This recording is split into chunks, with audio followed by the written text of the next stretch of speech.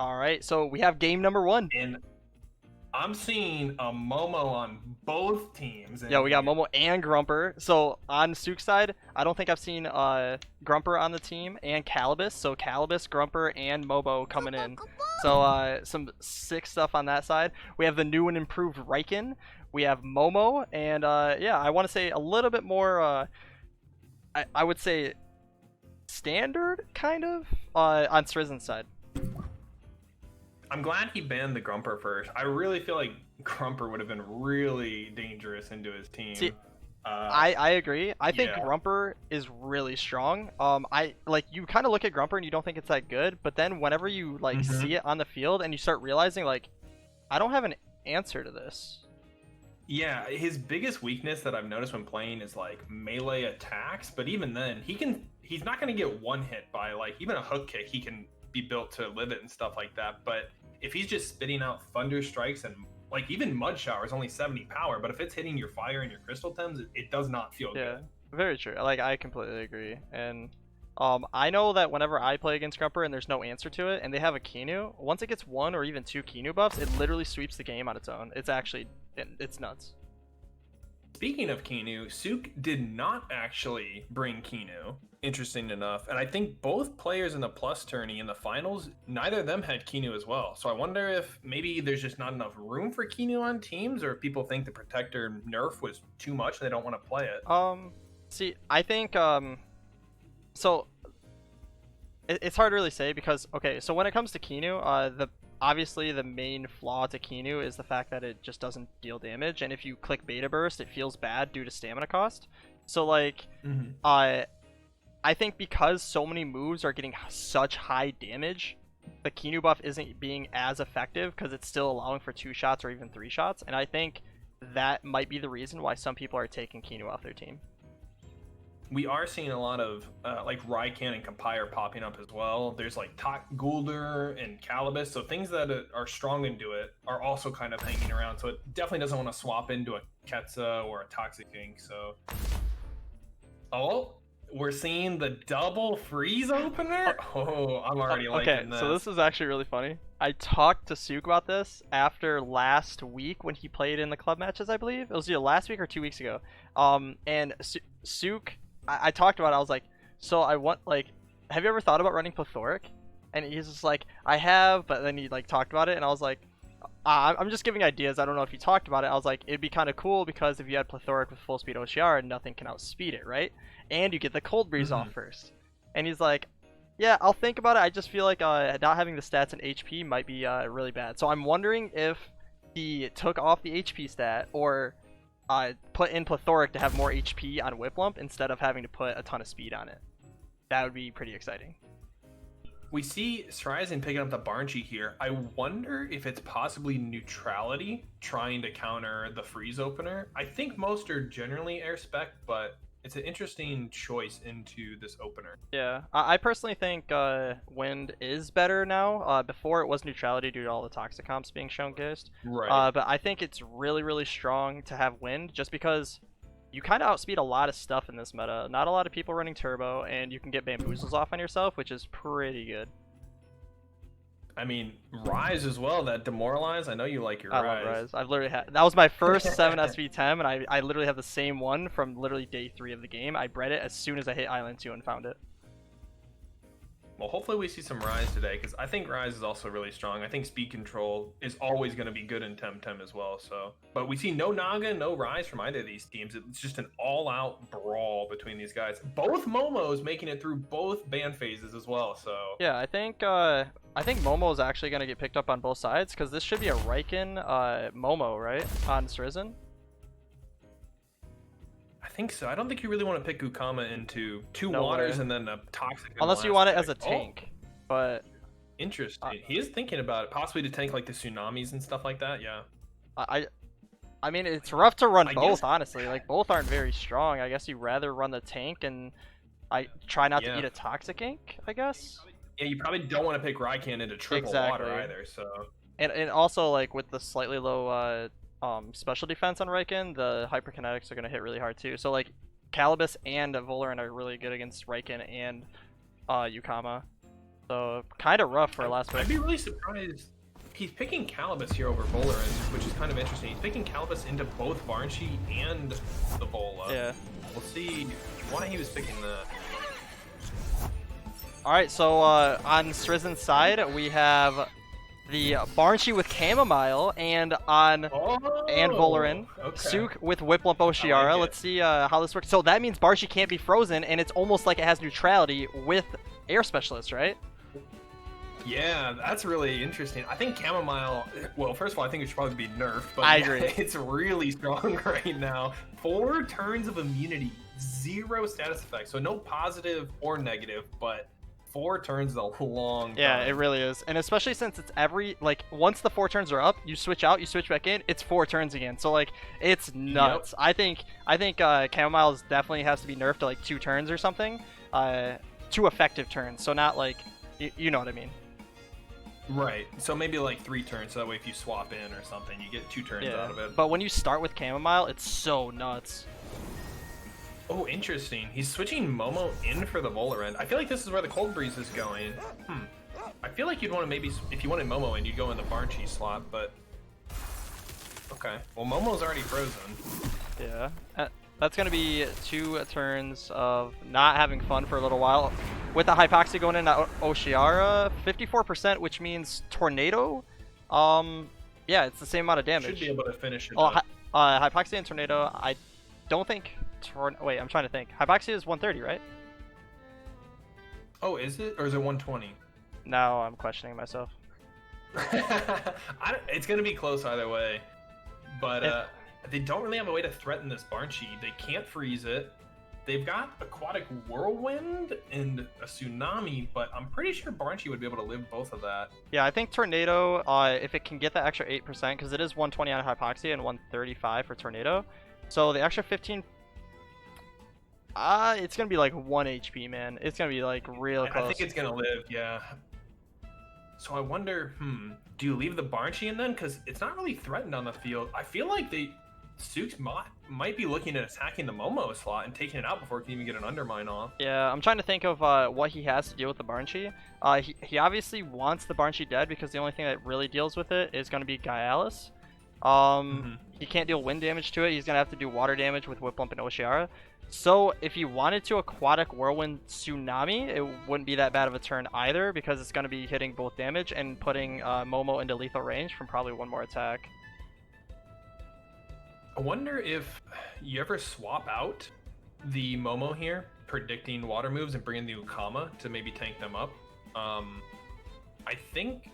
I almost wonder too if Sook maybe should use the Tsunami and save the Aquatic Whirlwind in case he switches. Then he could get like a freeze up and then he could put the Cold Breeze in. But already taking a minute up at a time, I think this is going to be a pretty difficult turn and might kind of set the pace for the rest of the game. Yeah, I'm pretty sure Team Goolder side, Strizen, I think his team is trying to like make sure that he knows that Tornado's not going to kill. I personally don't think it's going to kill. It's going to live with like 1 or 2% HP. Right. I think they're probably either Kellicking that or trying to figure out if it's worth it or not.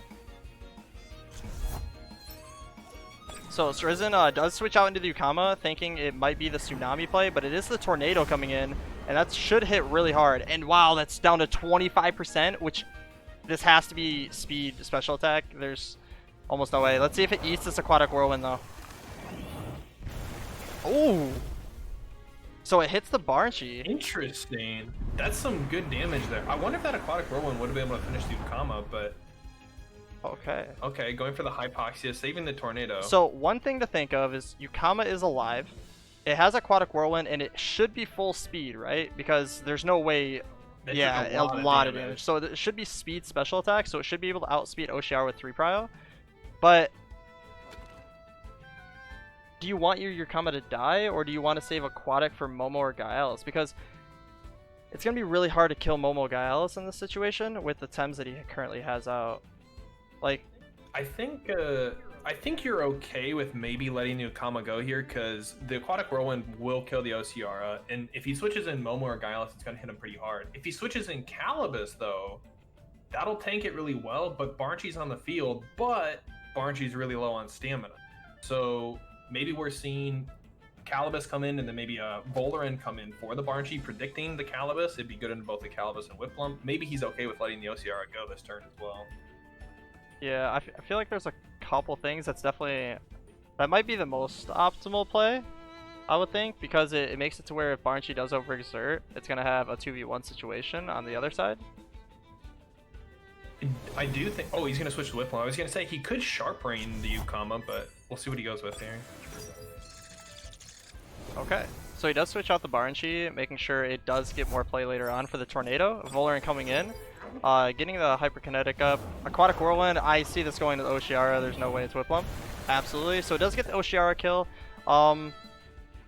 So he might be able to... no, there's no way, because Sharp Stab goes before Water Cannon here. Maybe. It depends on how much speed Giles has. I almost kind of like Momo here. I know it'll be coming in without holds, but I don't think it's really threatened this turn. If he's able to Sharp Stab and outspeed the Water Cannon and Ukama, he could possibly get a free turn in with Momo. Yeah. But it might just be the Whiplump coming back. Yeah. Trying to think. So, yeah. So he does decide with the Momo. Sharp Stabs, if he has a little bit of speed on Giles, should go faster than the Water Cannon. Just because it's 2 prow for 3 prow. This is most likely full speed Ukama, so there are going to be times in which 3 prow is not going to outspeed the 2 prow. I hope the Giles has some... Usually I don't run any speed on stuff, but even on Giles, I feel like you really need at least some speed on it. Yeah, when it comes to Giles, I have a little bit of speed just to outspeed others that don't run speed, but other than that, like, I don't know, having a little bit of speed is just, it feels kind of good, just because when other people are running full tank, you're always going to outspeed with 2 prows. Of course, you have to join them. I think that was a really interesting turn they took. They left in the Ociara. I mean, they knew that the Ukama had Aquatic Whirlwind. I don't know if they thought it was going to switch out or why they didn't bring in the Calibus if they were bringing in the Giles to counter the Banshee, but we'll see what they're going with here. Nice. Yep. So Sharp Stabs was faster. Yeah, Sharp Stabs definitely the play there, making it to where Ukama dies. Feather Gatling onto the Momo. That is full HP, I think, or it's no attack Volarin. Double Edge does a lot. Oh my god! I like that. I think that was a really good call, especially if this ended up being an aerobic Volarin, which it was. It doesn't really affect it with the double edge. It gained the +1, but also lost the +1 special defense. So I like that play a lot there. Now we have Undermine ready to go, and he can't really bring the Banshee in. I mean, they could, but oh, he's gonna go with the Momo. Okay. Okay, so with Momo coming in, it's only going to have the same move that was just used. I can never think. I can't remember the names. All I know is what's the turn 1 move? Double Edge. Okay, so Double Edge. But they did switch in Momo early, don't forget, and it got frozen. So it does have Undermine up. But it switched out turn 1, so it doesn't get hold, right?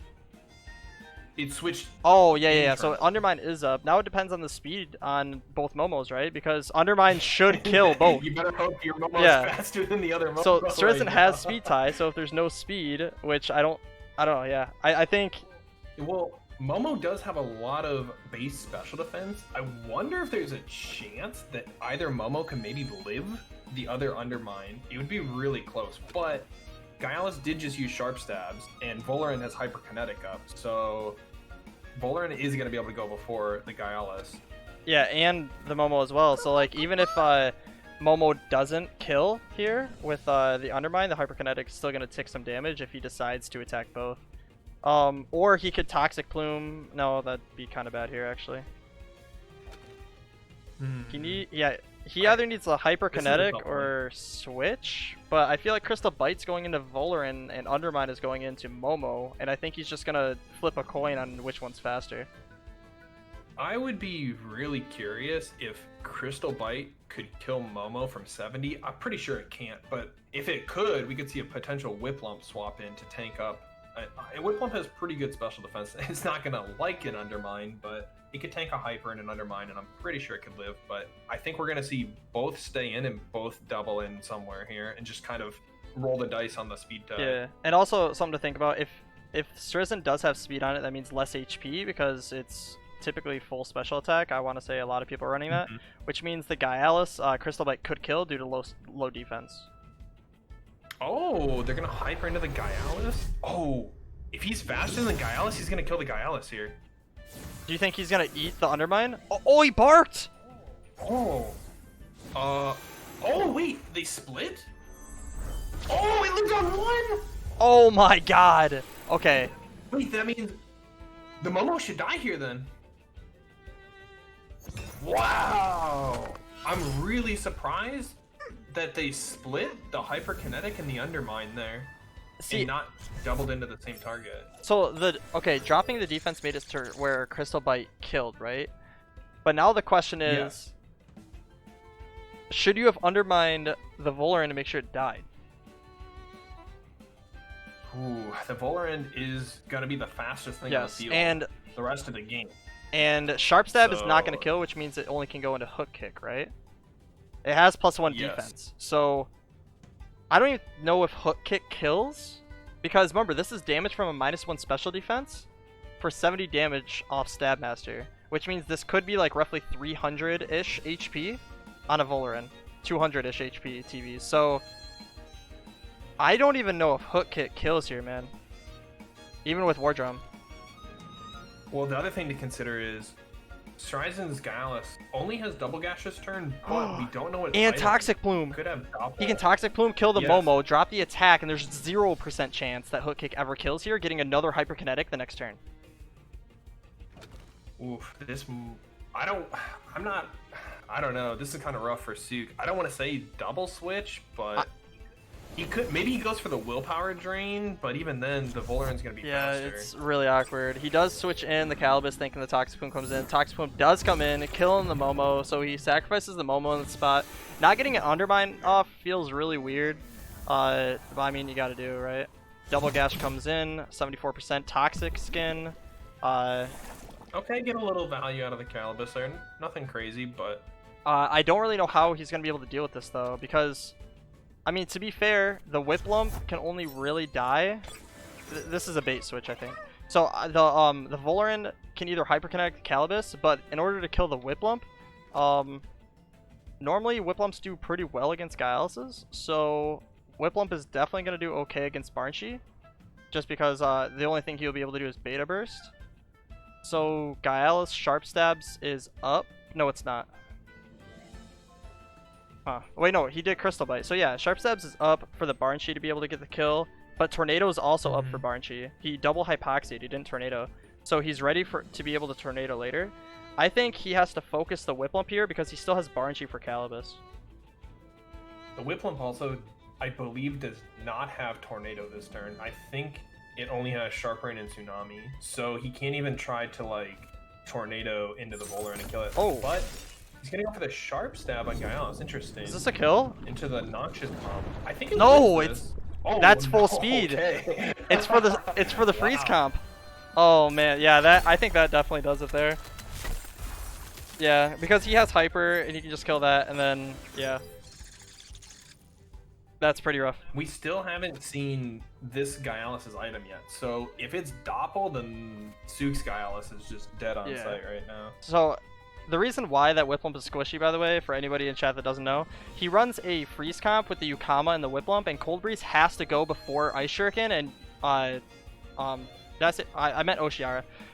Before Oshiara, and Oshiara has 100 base speed, so it needs a lot of speed to be able to go before Ice Shuriken. So it doesn't, that speed TV doesn't go into HP. Something to think about too here for people that haven't really like played a lot of Club Wars or anything. Sook's side might feel like he's kind of in trouble, but if you can gather any information at this point from like getting items and TVs and stuff like that, you got to be able to like transition and start learning what you can like Doppel. do different in the next game. So, and there it is, yeah. So pick up that information so you know for futures that their Gyalis is Doppel, stuff like that is really important. So in this game, the only item that we don't know is the Calibus, which they can kind of flip a coin on whether it's energy drink, because that's kind of like what a lot of people are running on their slow times. So it might be a good idea for Sook to concede here as well to keep their item hidden in case if it's code or something and they can find out this turn it's code, then Exactly. they won't know if it's energy drink later. I actually completely agree with that. It's code because that's yep. So if he had conceded there, they could have kept the item hidden. Yeah, possibly. and possibly used it as an energy drink bait on if, have him in and then they have the 50-50 flip on energy drink, so. Alright, so game number 2 between SNR Plat and Ice Red, which is Bennett's. So it is Goolder's side is going to be on the left, and Gary's side on the All-Stars team is going to be on the right whenever we spectate games. But yeah, it is Paradox versus Enigma in this situation, and we're seeing some stuff on both sides. Oh, SNR Plat always bring in his favorite Toxic Temps to the field. I think Toxic, even right now, is feeling really good. I mean, they only have one weakness baseline. So Goolder with just the wind weakness. I saw some people dropping Volarin down the ladder, but so far every team I think has had Volarin. But yeah, Ice Red bringing in no Acronox. He dropped the Acronox. Interesting. So, oh man, you hate to see it, but we do see Yowlers on both teams. Last game was double Momo. Now we get double Yowler, so we'll see which one is superior. Yeah, so SNR Plat is also bringing back the Roller. He dropped it for a couple weeks. He brought it back, and he's bringing in Riken and Yowler. So Yowler is the new Tem that came out, obviously, and then Riken also has the new move for Quetzal. Quetzal is the fire move pretty much we all wanted. Everybody was kind of complaining that there's no fire move that actually can just sweep the game. There's no damage abilities besides the new Meteorite that came out. But this is a 0 hold 110 base damage move with synergy for 3 prio and an extra 5 damage if they have a neutral Tem. And in this case, something interesting, Goolder is part neutral. Wait, is he? So he does, yes, he's neutral Earth, so he gives the synergy to Quetzal and Riken. Oh, yeah, Roller. Sorry, I thought you said Goolder. My bad. Yeah. Roller and Goolder. The boys, I love it. Yeah, all of a sudden you're like, yeah, it might. That would be interesting. Neutral Toxic, actually. Yeah. We see the Banshee lead. Banshee is really popular. Really right strong. Now. I feel like a lot of people playing it. It's good into the Toxics being played. It's good into the Neutrals being played. Size Munch just so happens to be bad into it too. Unlucky for the monkey. But yeah, leading with the Banshee. And bringing in the Goolder Naga. So this Goolder Naga is kind of like the I mean, it's just like the staple of what a lot of people have been running. It's funny because when this started coming out, I literally talked about it when Naga came out. I want to say the second week, I was like, yo, Goolder Naga is I was saying Pig Naga and Goolder Naga. I thought it was going to get played in the first stages, first 2-3 weeks, but nobody was playing it. But now people are running it on every comp. If you're running Naga, you're running Goolder or you're running Pig, but typically Goolder now because it has just better coverage against everything. We do see both of them are running Naga Goolder on both teams, and we're gonna see the Goolder mirror match we were talking about earlier. This is where we find out which one of these guys are running one SV and speed, if either of them. Ice Red does have the speed arrow turn 1.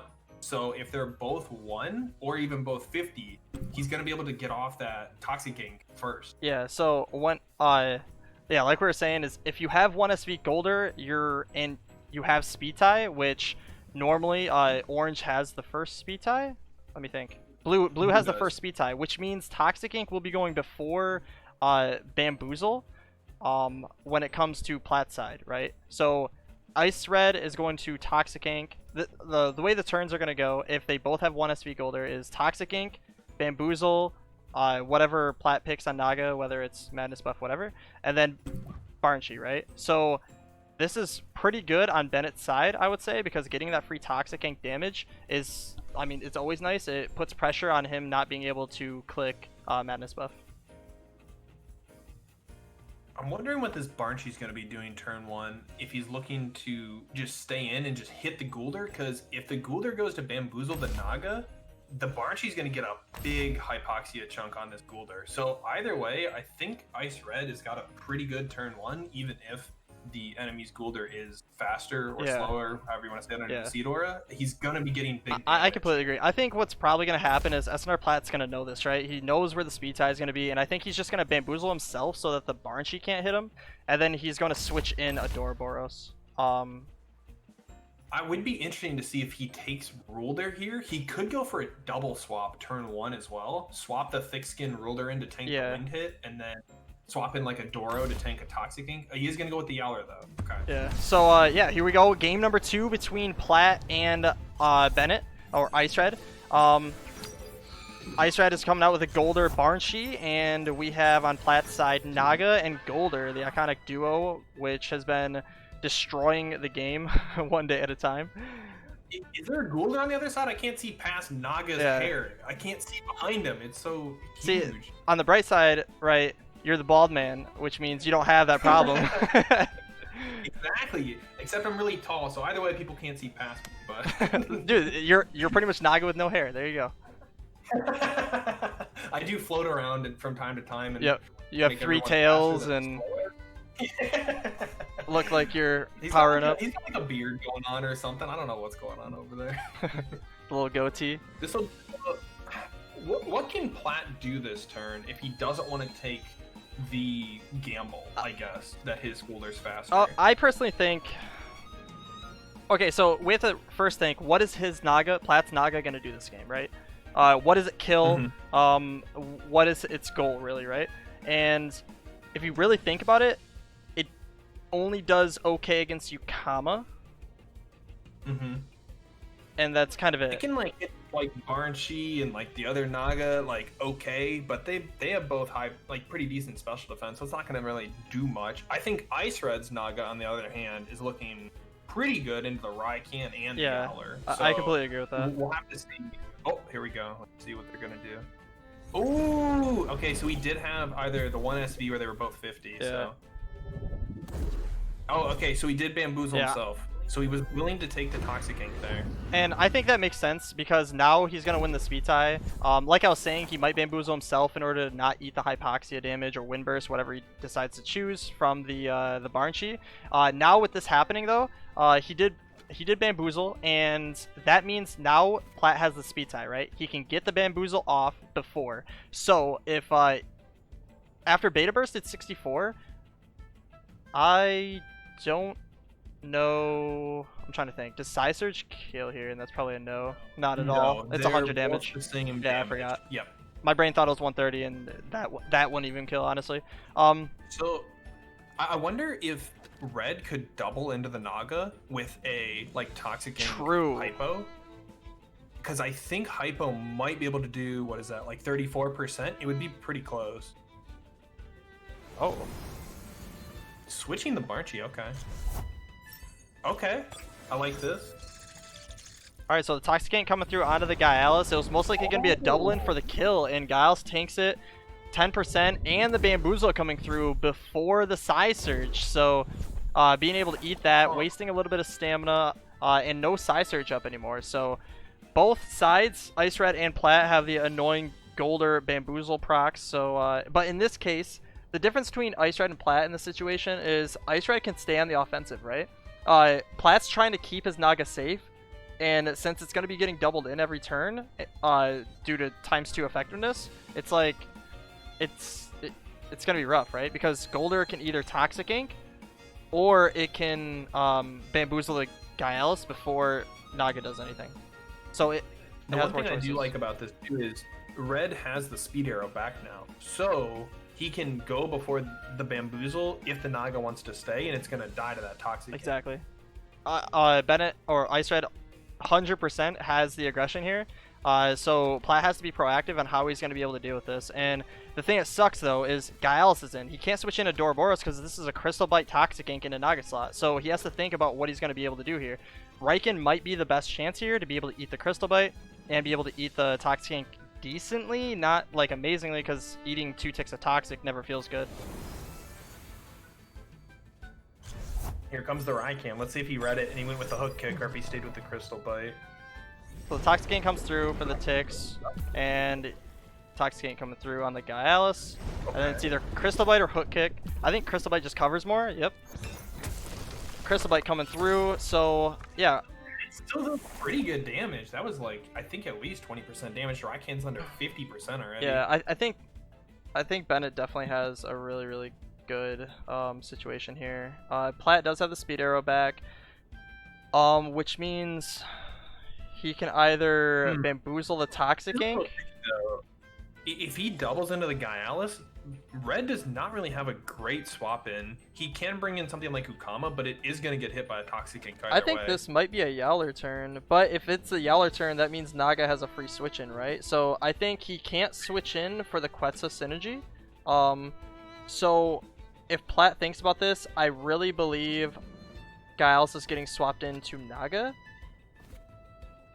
Oh yeah, I think he's probably going to be swapping it into something that can live the double up, because you don't want to set up the Raikan to get a Prideful proc like the following turn either. So it depends. I think Bennett believes that he's going to switch in Yowler and Quetzal the Giles to make sure it dies, right? And it goes first. So he's going to bring the Naga to be able to counter both. Yeah, that's what I think is going to happen. And then he has a free, whatever it's called. Why can't I think of moves today, man? My brain's so dead.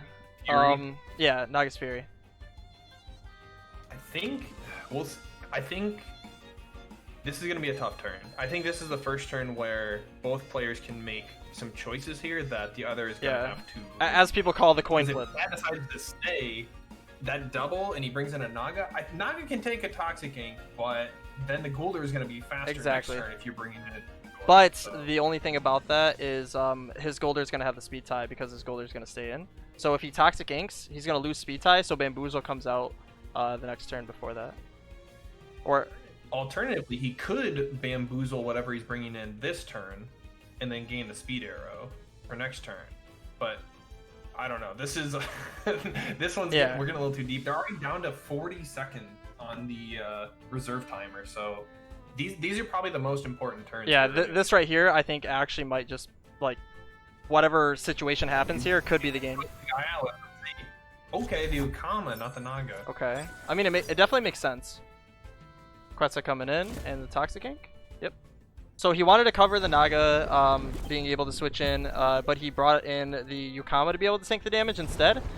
This actually might be better because Ukama is still faster than Raikan, and I don't really think Ukama has any other goals, right? Like against Naga, Goolder, Adoro, Ukama doesn't do very well. So I think it's okay with dying here, and then Naga is going to be able to kill the Yowler. So he's using Naga to kill Yowler, and maybe dish out some damage onto the Naga of Plat's side, because Psy Surge will be up for Naga if it switches in, while Plat still needs a turn to come in if it comes in on a death switch. I think we're possibly seeing Raikan switch to Adoro here. Red does have the speed tie, so if he wants, he could stay in with both Goolder and Ukama and Bamboozle the Ukama, and it will stay alive. The one important thing is Ukama does have Aquatic now, so he can save it if he needs to come in later and like clean up the Raikan. But this is gonna be kind of tough too, because you want to think Plat's gonna switch out Raikan, so maybe you try to bring in Gaialis, predicting the Adoro swap in. That's going to tank the water move, but if he leaves in Raikan and he just clicks Quetzal and kills the Gaialis, pretty risky. Yeah, I think this is probably the only situation where neutrality Banshee would be okay, or if he was running the other one with Chamomile, it would be disgusting to switch in Banshee here, just because most likely, okay, do you let Raikan die here is the question. Because if he lets Raikan die here, the only thing it's killing is Gaialis, and is there anything that can deal 56% damage to Gaialis before Giles gets a Crystal Bite off? If the answer is yes, then you don't care about Raikan. If you can't kill Giles in one hit, then it's rough because you need Quetzal to take that one hit, right? We do have Suplex from Yowler, and he does have a Naga. I don't know if Suplex would do 56%, but it could go faster than a Gaialis if he gets them both on the field at the same time. Yeah, true. But the only problem is Goolder's kind of just sitting there, like, clicking Bamboozle every turn. So it's like, is it really gonna go first? Both Goolders are, I think they might overexert next turn if they both stay in this turn. So they're gonna either have to rest pretty soon or they're gonna have to switch out. They've been on the field the entire time though. Yeah. Oh, and there we go. One of them is switching out. Alright, so yeah, Bennett takes out the Goolder for Giles, knowing that if a Doorborst does come in, then it's gonna have some good play here. Oh, he's gonna go for the synergy on Wait, Quetzal? did he read it? Did he read the Giles? Oh, Aquatic. Oof. Okay. So he went for the synergy. I think he was trying to predict maybe the Ukama greeting with like a water cannon and going faster. Yeah. But yeah, that was a good read by Gary T. See, I don't think Riken, because okay, now this is a free Naga switch in, right? I don't think it was. Well, Gyalis is in now with Crystal. Well, yeah, but if he brings in Naga, like we were saying, Beta Burst and Psy Surge kills, and the water from Yukama doesn't do anything.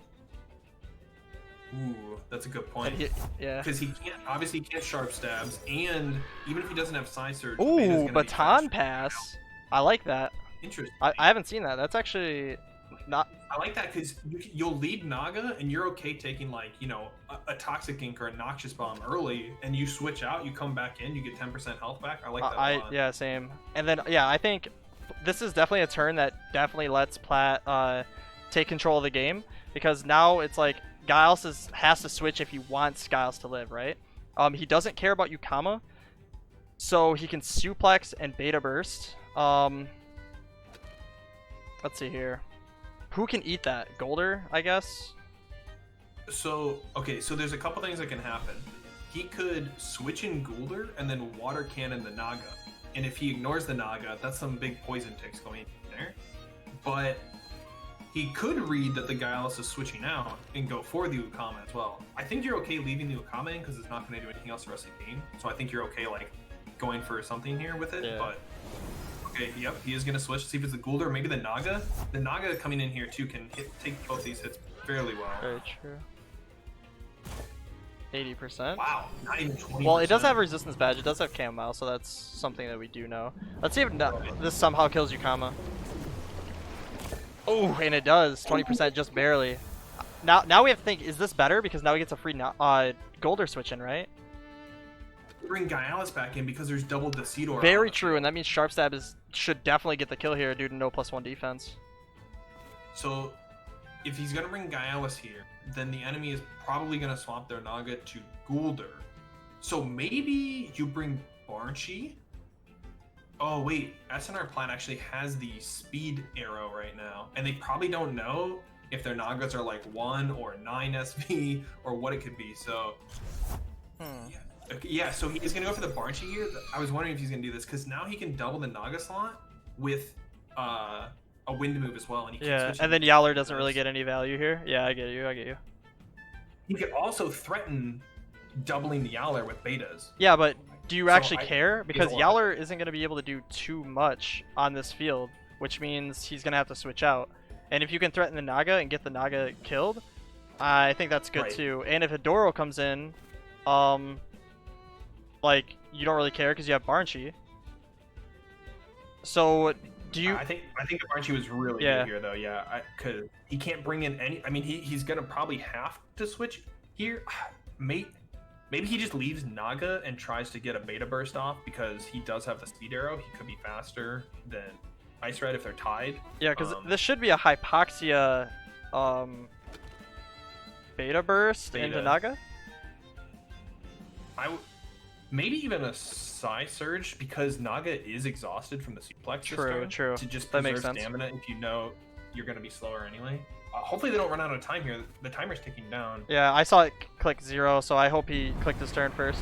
Okay, they're both staying. He left the Yowler in. Oh, what? Dude, that Tornado would have killed, which means the Beta would have actually hit Yowler. That's rough. Yeah, but... I wonder why they went for the hypo there. I guess they were trying to... I don't think they needed to save the Tornado. Yeah. I think this might kill the Banshee. It's gonna be close. Also, if you think about it, Tornado is actually slower now because now the Naga's dead, right? So, like, having Hypoxia be able to be maybe slower than something. But I guess that means he's gonna throw Banshee back on the bench, bring it in on a Death Switch in, and Tornado the Goolder. I guess that's definitely a play. This is... Did he? I actually didn't see. Did he use Beta or Psy Surge? Beta. Red. Oh, he used Beta because he got the speed arrows. So he does have Psy Surge this turn. But we did see a turn before that Psy Surge is still not as slow as Bamboozle, if that makes sense. You know what I mean. So Bamboozle goes first onto Seadora, so that means it doesn't hit Yowler. So they would, if he does Bamboozle, he would have to. He can eat the Beta Burst from Banshee, but he can't eat the Psy Surge Beta, so the Yowler actually can kill the Banshee here. I think Red actually has to double swap here because the Goolder can threaten to just kill the Banshee outright with the Toxic King, but he could also just hit the Naga. I think the Oh, that's true. You can't bamboozle Yowler because of immunity. Oh, he does have one more turn in that left. Oh, I think someone's timer might have just run out. Yeah, Spectators has Spectator. really weird. Yeah. So we'll see. Hopefully everyone was able to put their inputs in. So Goolder doesn't get Okay, switched he's in. gonna go for one swap. The Naga can live a double, so he might be actually okay with his Naga dying this turn, so that he can bring in the Banshee. Ooh. Oh, and the Naga's gonna get. Goolder's gonna eat this pretty well. Oh, absolutely. Yeah. The Sizer's gonna come through on Yowler. It's gonna do what, like 60%? Ooh, not even close. Wow, he's such a tanky boy, dude. What the hell? Oh, Ice Red has the Speed Arrow, so he can bamboozle before the Toxic Gang. But yeah, Yowler can click. I don't think that matters, only because Yowler can't die to whatever Naga does. Ooh, man. I think you leave the Naga in because not that you want it to die, but if it dies, you get to bring your Banshee. Yeah, you can't switch here because Banshee has to come in on a switch in to hit the tornado on Goolder. And you definitely don't want Giles to die for free because it's the answer to Adoro. I think you have to Toxic Ink Yowler, maybe? I don't know if you want to bamboozle. Oh man, Toxic Ink goes first. Yeah, you have to bamboozle, and then Toxic Ink breaks it, and he has to beta burst the. What? Double bamboozle. Maybe they think it dies to poison tick. Oh, overexerted. It overexerted 1 HP. Wait. No, it didn't. No, it didn't. It was exact. It was exact. Okay, I think they must have thought it died to poison tick because it was at 13%. They might not have calculated it and thought it died. So okay, Platt has Speed Arrow, which means Toxic Ink goes first now. Yeah, but he could switch the Naga out now and bring in like Gyalis and bamboozle. He can't though because Gyalis needs to be able to kill Adoro, right? He needs to preserve that HP because if 56 allows it to just barely live anything, right? So it needs to get doubled in. If it takes any damage and one attack kills it and it doesn't get that Crystal Bite on Adoro, he's gonna lose the game. I think Platt might have it here. To be honest, this is looking really tough for Red. It's really close. I think Naga has to die. If he could have got that slight extra damage on Yowler, then it would have been good. But I think because the stamina's low on Yowler, he has to let Naga die, I think. He's switching Yowler into Adoro. Interesting. Oh, he's doing it so we can get Chamomile and click Hibernate. That's actually really, really smart. So, yeah, the Toxic Ink does come in and does get the kill. Bamboozle onto Goolder. He's just trying to get a move, honestly. He was probably thinking that it was either going to be a switch-in, so Toxic Ink wouldn't do anything to Adoro. Giles comes in. I guess he did that in case the Yowler stayed and clicked Suplex as well, so he didn't get hit with the Suplex, but yeah, the Bamboozle is Crystal Bite up? Did it Crystal Bite and leave? Yeah. Or did it Sharp Stab after? I don't think he's clicked Sharp Stab this game. I feel like he clicked Hook. He used Crystal Bite on the Raikan at one point. Yeah, and I think he switched the next turn, but I'm not positive. Did he ever click Hook Kick? I think he... Did he Hook Kick at one point? I don't actually know now. For some reason in my head, I was positive he had Crystal Bite up, but now I'm not actually sure. Yeah, I'm definitely... I don't know, actually. I'm not gonna lie. This is actually... I think this is a pretty good spot for Red, to be honest. Oh, unless it's Adoro. So Bite is up. Wow, that's real hard. It does have Rock Shield Beta 33. So, okay. The thing is Gyalis did what it needed, right? It was able to get the Crystal Bite on Adoro, so now Sharp Stabs does kill. Oh! Yes! That's such a good read! Oh, that was so good. Wait, it lives a beta now. It lives a beta now. Well, what can Sharp Stab? So it won't even get the beta. Wait, does that health actually... And now Ice Red has Speed Arrow, so we can bamboozle the Toxic King. Oh yeah, because metabolizes one prio.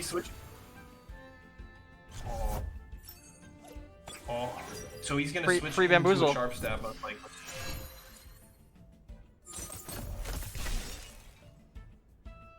He does get the chamomile. The problem now is he can click hibernate. But I think the bamboozle is the better play, right? Oh, I wouldn't have. Oh, it lives! Wow. Then metabolize actually might have saved the game. My. What the hell? Wait, so it can crystal bite for free, and no matter what, he gets a crystal bite. And wait, he doesn't have bamboo. He can't bamboozle though. Oh no. But he has Banshee to tornado, so Goolder versus Goolder, Ice Red wins. Well, I don't. You can't kill both the Adoro and the Yowl. Yeah, but killing one is fine because no matter what, when Gyos dies, it comes in and it should be able to kill whatever the left slot is. Well, it's gonna go down to. It's gonna be a 1-for-1 trade both turns, right? This turn will be a 1-for-1, and the next turn will be a 1-for-1, and it's Goolder versus Goolder. True. I think. But he gets the tornado pressure. That's the difference. The Goolder on Plat side gets hit by the tornado, which is going to be a lot of damage. I hope he rested his Goolder here. This will be really big if he did. Nice, nice, nice. Wow. Okay. No, you have to kill the Adoro here with Banshee. Do you though? Wait. Oh, his Goolder didn't overexert, so he can kill the Banshee. I think you do because. Okay, if his Goolder overexerts, Bennett wins Goolder versus Goolder, right? So. You would think so, right? Yeah. Because it's out of stamina and it's already taking damage. But the problem is, we haven't seen what Plat's fourth move is. He could have something like Heavy Blow or Lick, which I don't. Maybe that outpaces like. Yeah, because he does. He does have Metabolize, right? Which means he doesn't have Harmful Lick. What if one of them is Strong Liver? Oh! We haven't seen if either of them are. He didn't tornado? No way. Does he just not have Tornado? He hasn't clicked it all game. Oh no. That's. No, he hasn't used Tornado yet this game. On multiple turns where he could have. I wonder if his Banshee literally does not. Yeah, but if he doesn't have Tornado, why? Like he has Energy Manipulation, right? Like he has to have one of the two. I don't know. What would he have other than that? Oh man, that's so rough.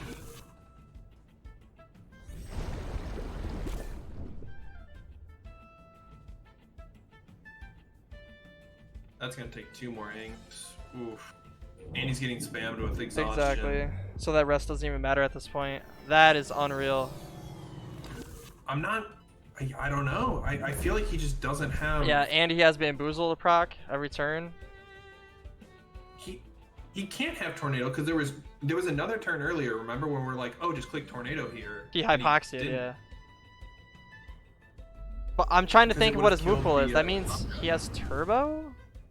All we saw was. Did we see anything other than Hypo? Did we even see Beta? No, first? we just saw Hyper and Beta. I think we saw him Beta. No, he didn't Beta. It was the other Plat Beta with. Is there any way this Adoro is faster than the Barney? I don't know. I don't think so. I don't think so. But yeah. Maybe it's just speed. Yeah. I mean, I don't really see a Banshee not running Tornado or Energy Manipulation. That's GG. It's already kind of starting to slow down. Yeah. All right. So game number 3 coming in. Team Goolder versus Team Gary. Team Goolder is up 2-0, and Buff Duck versus Layla for this game 3. Team Goolder is always going to be on the left, and Team Gary is always going to be on the right. And we got some different stuff here. So a lot of people, we already saw Raikan. We didn't see too much of it because there was just a lot of Tems that did well against it. But we do have Capire on Layla's side with Momo. We got some Volphy. We haven't seen Volphy yet, so seeing Volphy in here is pretty nice. And yeah, on Buff Duck side, we see Volcrane. We haven't seen Volcrane yet. We have Tuvine and Mix. So those three Tems we haven't even seen in this format yet. So different stuff from every single player. I like it a lot. Layla banning the Ukama and Buff Duck banning the Kinu. Buff Duck also not running Kinu. So again, we see some teams. I didn't check last time if both teams were running or not, but yeah, Buff Duck respecting the Kinu. Doesn't run it, but will ban it. Doesn't want to play against it. Alright, so he picks... That Compire first pick looks kind of dangerous. If he can't pick Volcrane into this, because later Yukama. If he baits the Volcrane, then... And he has nothing to be able to deal with Yukama. He doesn't have, like, Volphy Plague. He doesn't have Cernif Water Cutting. So, like... He actually can't do anything about Capire without getting counterpicked hard here. This might just be a free turn 1 heat up. This is going to be kind of I think the only thing that might happen... He can't pick Skunch either, because he can pick Banshee and do it. Because he has to pick Volarin, I think. But he has Rise. He has so many... Dude, this counterpick on Layla is actually nuts. Maybe you go Skunch, Volcrane, and say, alright, which one are you going to counter? I don't know. Layla has the sickest counterpick here, I think. Interesting. Vola 2-Vine into a Kapai. Honestly, he could just go Rise here into this. Yeah. Double Fire into this looks kind of crazy, and then just ban the Volcrane. Well, I think what'll happen if this happens, though, is if he does that, he's gonna Feather Gatling and double Feather Gatling the Capire, and then he has a free Toxic Plume and a Tornado as well. I don't see a lot of Capires running speed with the new 3 Prowl that's coming out. And if he doesn't pick Momo, then he can definitely just ban it for no 3 Prowl if he wants to. He's hovering the Vola here. I'm guessing he might have like Doppel and he's looking to like trade into the Vola. He's gonna pick Volphy. Okay, so maybe he thinks he can double the 2-Vine turn 1. Yeah, I don't think Heat Up is the play. I don't know. Yeah, at this point, you might just look to ban the Volcrane and just slam one slot over and over again. We'll see. Huh. Yeah, I think, yeah, this is not a Heat Up game at all, I think. I don't think he can click Heat Up without getting punished. I wonder if... Okay, I was gonna say, I wonder if banning Momo is correct. I don't think it is, but I think you for sure want to ban Volcrane here. I don't know. After he bans Ukama, ban the Volcrane, you get Ryzen for free, you get double Fire into potentially double Crystal. We'll see what he decides to go with, but he's got double wins if he tries to pick Goolder and do it. I feel like Layla's got the better draft setup. I think Skunch might be a better ban. I don't know. It's kind of rough, right? Like, I think Skunch is maybe a better ban just because then there's no answer to Volphy at all, period. I hope they don't ban them. Yeah, it's Skunch or Volcrane, I think, here, right? I guess they don't have a ton of AoE. Okay, so he's gonna go with the Skunch. Yeah, I think, like, Volcrane and Skunch, I think they're pretty equal on the ban here. Banning the Skunch allows for Volphy to not have any counters at all and still be able to dish out damage. And it also is a counter to Mix. It's... Banning the Skunch here, I'm guessing that means he doesn't want to pick his Banshee because he'd be having to pick it into, like, Crystal Plume and Crystal Spike. So maybe he's trying to avoid taking the Banshee into that, but I don't think he's clicking Mix this game.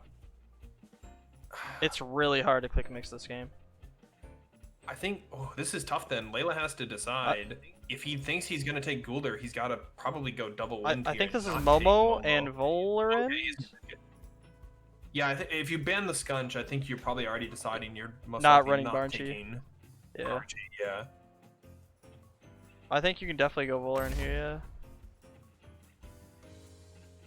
I mean, honestly, Momo is pretty good here because both 2-Vine and Volcrane have like non-existent special defense. Yeah, and we've already seen that just a double edge alone does so much damage, and if you get the Undermine onto Banshee, it's probably still going to do like 70% HP. But we do have the teams locked in. We have Layla. It will lower the special attack. Oh, too, yeah. So keep yeah. that in mind. So it's even added bonus for everything. I think Momo is really strong here, especially with 3 Prow as well, so... Alright, so Layla coming in with the Volphy Capire, and Buff Duck coming in with Volarin 2-Vine. I think Capire and Volphy can definitely be a problem here, because if Volcrane doesn't get swapped in, Capire can stay in, right?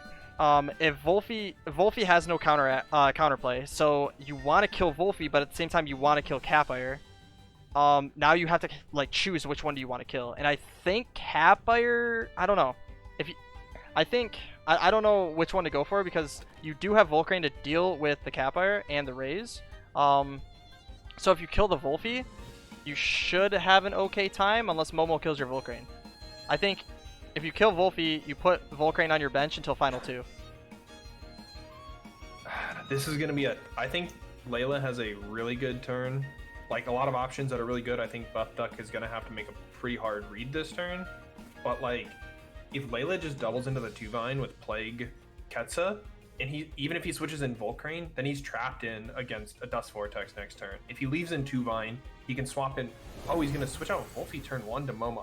I kind of wanted the Momo swap turn 2, but he's gonna do it turn 1. I guess he wants the Prio. I don't know why he wants the Prio right now. Huh. Maybe he's going for the Volarin? He is, okay, expecting the 2-Vine to go out. Nice. That did, let's see if this is Arrow or Anna. That didn't do as much damage as I thought it would. 74. Oh, it is Arrow. Yeah. Okay. Alright, so 52, that means it's gonna need to get doubled into, and he can switch back in 2-Vine and Toxic Plume to make sure Capire doesn't do much damage, but I don't think that matters. Volarin still dies anyways. -1 attack on Capire doesn't mean much because it just cooks heat up and it pretends like it doesn't exist. Well, you know what I'm seeing? Undermine looks crazy on the Volarin slot. It's gonna murder anything, or if it hits the Banshee, it's going -1 special attack. So maybe he switches in Volphy for Capire if he does try to go for that Toxic Plume with the Crystal combo, and then Volphy can dodge it as well. Yeah, I think you can definitely switch out Capire here. But the question is, what do you want to switch it up for? I assume Volarin doesn't want to sack itself this turn. That's just what I think. I agree. Volarin should be switching this turn. I think it needs to save Hyperkinetic for a death switch in for later on in the game. Personally, that's what I think. Now, if you call him on switching Volarin and you leave in Capire, and next turn you have access to Bark Ketsa, that could be pretty crazy. See, the question is, who's gonna eat Undermine? Like, exactly, yeah. Right? So he's either got to give up his Vola, he's got to take -1 special attack on his Banshee, or he's gonna get chunked for and he drops the speed. It looks like he's gonna leave the Vola though. Oh, this reduces the hyperkinetic damage here as well. No, oh my gosh. Does all so that didn't even do anything. Honestly, he doesn't even have to Undermine here. Like, he could have just... I thought about it. I was gonna say, do you ever go for the Probably double not. edge? But that might be a little too spicy. I think you just click Undermine and then... Yeah, you're super happy with it. Oh, that's still chunked pretty hard. Momo is gonna live one more turn. I'm guessing maybe the Banshee's gonna come in here. Is there do you think there's gonna be a way to get Momo switched in for an extra Undermine later? Man. And the question is, do you need to? Well, I will say, if he can get Momo switched in on a field that doesn't have Banshee, he's probably gonna be faster than the rest of the Tems. I guess maybe Tornado on 2-Vine could pick him up, but if he can get Momo swapped in and get Undermine up, he's going to be faster than both Goolder and Volcrane most likely. Okay. And then possibly he's going to go Banshee. I have somewhat of an idea on how Layla can play this. If he can get a raised debuff onto Volcrane, Momo can still use Double Edge.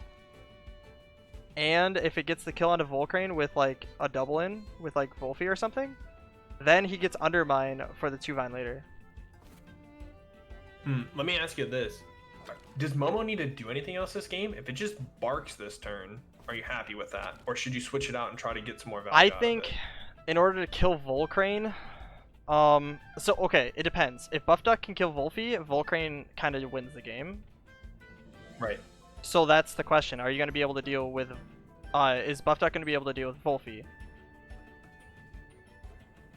Maybe that might be an aerobic Bola on Layla's side as well. So if that gets going, that might be able to threaten the Volcrane out a little bit too, but it's going to need to get a couple. He needs the Volarin for the Goolder as well. Yeah. So you don't want to risk the Volarin, I think, taking a lot of damage. I mean, you don't need Volarin for the Goolder because honestly, Capire and Raze can actually do okay against it. True. Ember can burn it down, some Capire can just beat it up. And you can just... if you roar it one time, Toxic Ink does relatively no damage with the Ember stick. What if you willpower drain the Banshee here? Banshee doesn't have a lot of stamina. I wonder if he clicked hypo and got willpower drained, if he just wouldn't be able to click it next turn without overexerting. I mean, a bark on Goolder, that's pretty nice as well. But maybe you just go bark on Banshee and you just hit it with. Wait, does Rise have Fire Tornado? No, it doesn't, right? it switched in It's and not then one it more turn. attacked. It hasn't attacked yet, has it? No, it just switched in. My bad. Yeah, it's only one hold. Yeah. So one more turn. If he had Fire Tornado, that would be kind of scary this turn. But I guess the main question Layla just has to ask himself is like, do I need Momo? And if the answer is no, then you just probably bark. I think. Oh, he's gonna save him. I was saying I'd be happy with just barking here, but I don't know if I like the Volarin coming in here. I feel like he's gonna get hit pretty hard. He's gonna double swap though. Kapire maybe. Okay, the Volfi's coming in. Interesting. I think Volfi's okay. Yeah, I don't know. I just feel like the fires can win the game, and then Momo can kill the Volarin. Ooh. He actually got a lot more value out of that switch because he didn't swap into a beta. It was only an energy. Yeah, and then the Toxicant comes through onto Volfi, which was really good. It wasn't a double in to force a death there, so definitely really good damage for Buff Duck here. And I said Volarin, but I think Volcrane can be dealt with by Momo, and I think the fires can kind of deal with the rest.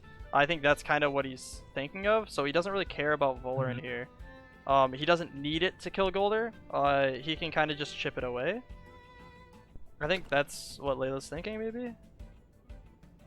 I think, man, maybe he wants to save Momo for synergy later on for Ketsa, but I almost think I would have preferred if Momo died there, and then you could, like, maybe bring in the Kapire without having to, like, swap it in and, like, risk taking damage. You could kind of threaten the Banshee out this turn. Now the question is, do you think 2 Vines coming in for Goolder? And if that is the case, what do you do on Layla's side?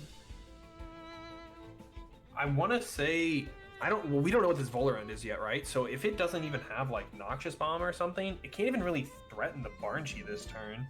And if 2 Vines coming in, this Vola's feeling kind of awkward on the field right now. Yeah. Like the Volfi as well as what's he doing? Clicking Plague on Banshee? Maybe he doubles the Goolder with Plague Feather? I'm not sure.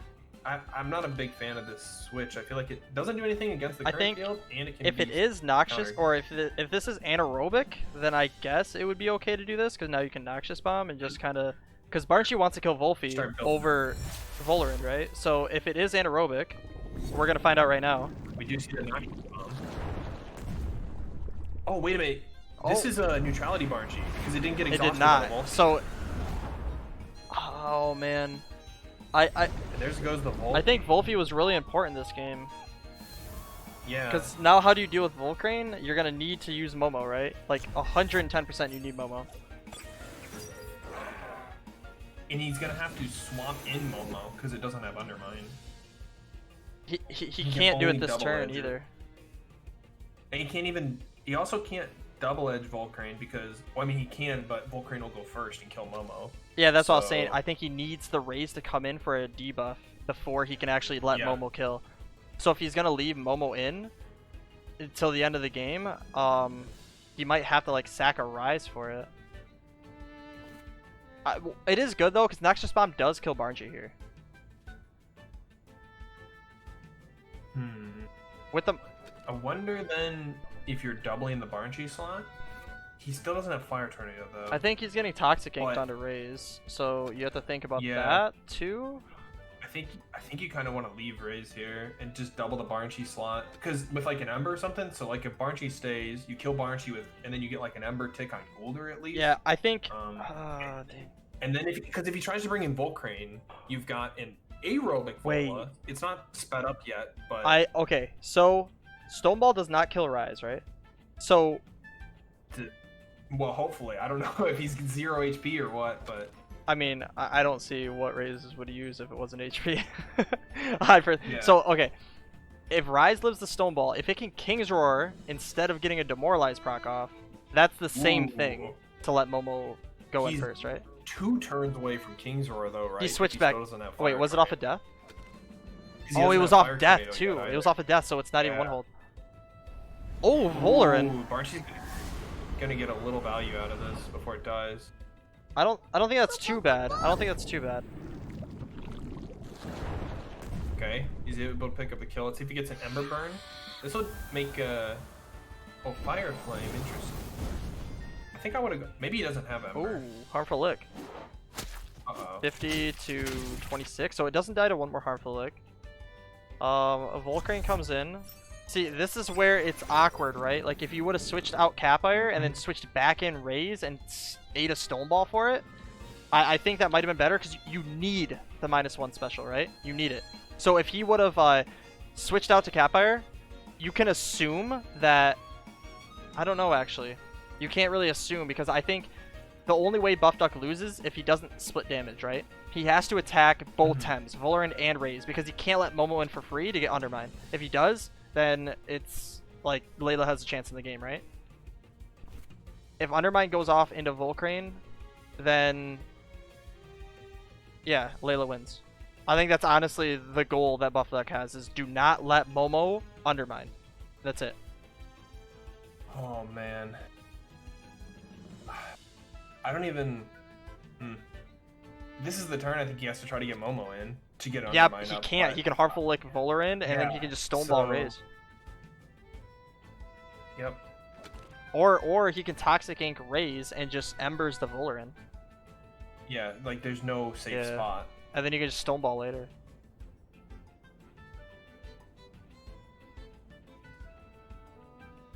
Man, this this is a rough one. That turn where they swapped in both Volfie and Vola, I really think they needed to protect the Volfie a little bit better for this Volarin, because they didn't ban it. Yeah. And they saw that the Rukama was banned, so. Yeah, that's why I was a little confused on why Volfie just let Volfie die. Because like I think Volfie was also, the way. Right into a Toxic Ink on the way in. Yeah. Yeah. Let's see if they're gonna go for the Momo here. Oh, they're gonna try for it. They have to try for it. What if you just sacked Capire and let Raze try to kill the 2-Vine? Oh. I mean, it did okay damage. But it should be a dead Volarin here. Yeah, Embers. Okay, if that would have lived and somehow Toxic Ink went towards it, like, then it would have been okay. But yeah, oh man. There's no way the Volarin dies now. It's game, right? That's it. Yeah, that's why I was like, it's okay to ban the Scunch there as long as you understand how you're gonna take care of this. Yeah, and the only two ways is with Volfie and Momo. So yeah, absolutely. That's a rough one, but they do still have 2 more games at least to go. Yeah, yeah. We saw everyone's teams. Everybody kind of showcased their stuff on what to do, and yeah, and now anyone can be picked. There's no knockouts. So anybody can be picked for all of the rest of the games. So much damage, that Quetzal. Fire Tornado, let's go. There it is. 14%, man. Stoneball, dead. So what teams would you like to see again from both sides? Because we've seen the 3 teams, but now you're gonna have to blind pick a team to send out. Which teams do you want to see from us? I think Layla's does the best against all. I just think there was just a mistake in the game plan. We could see a clean 5-0 reverse sweep here. You never know.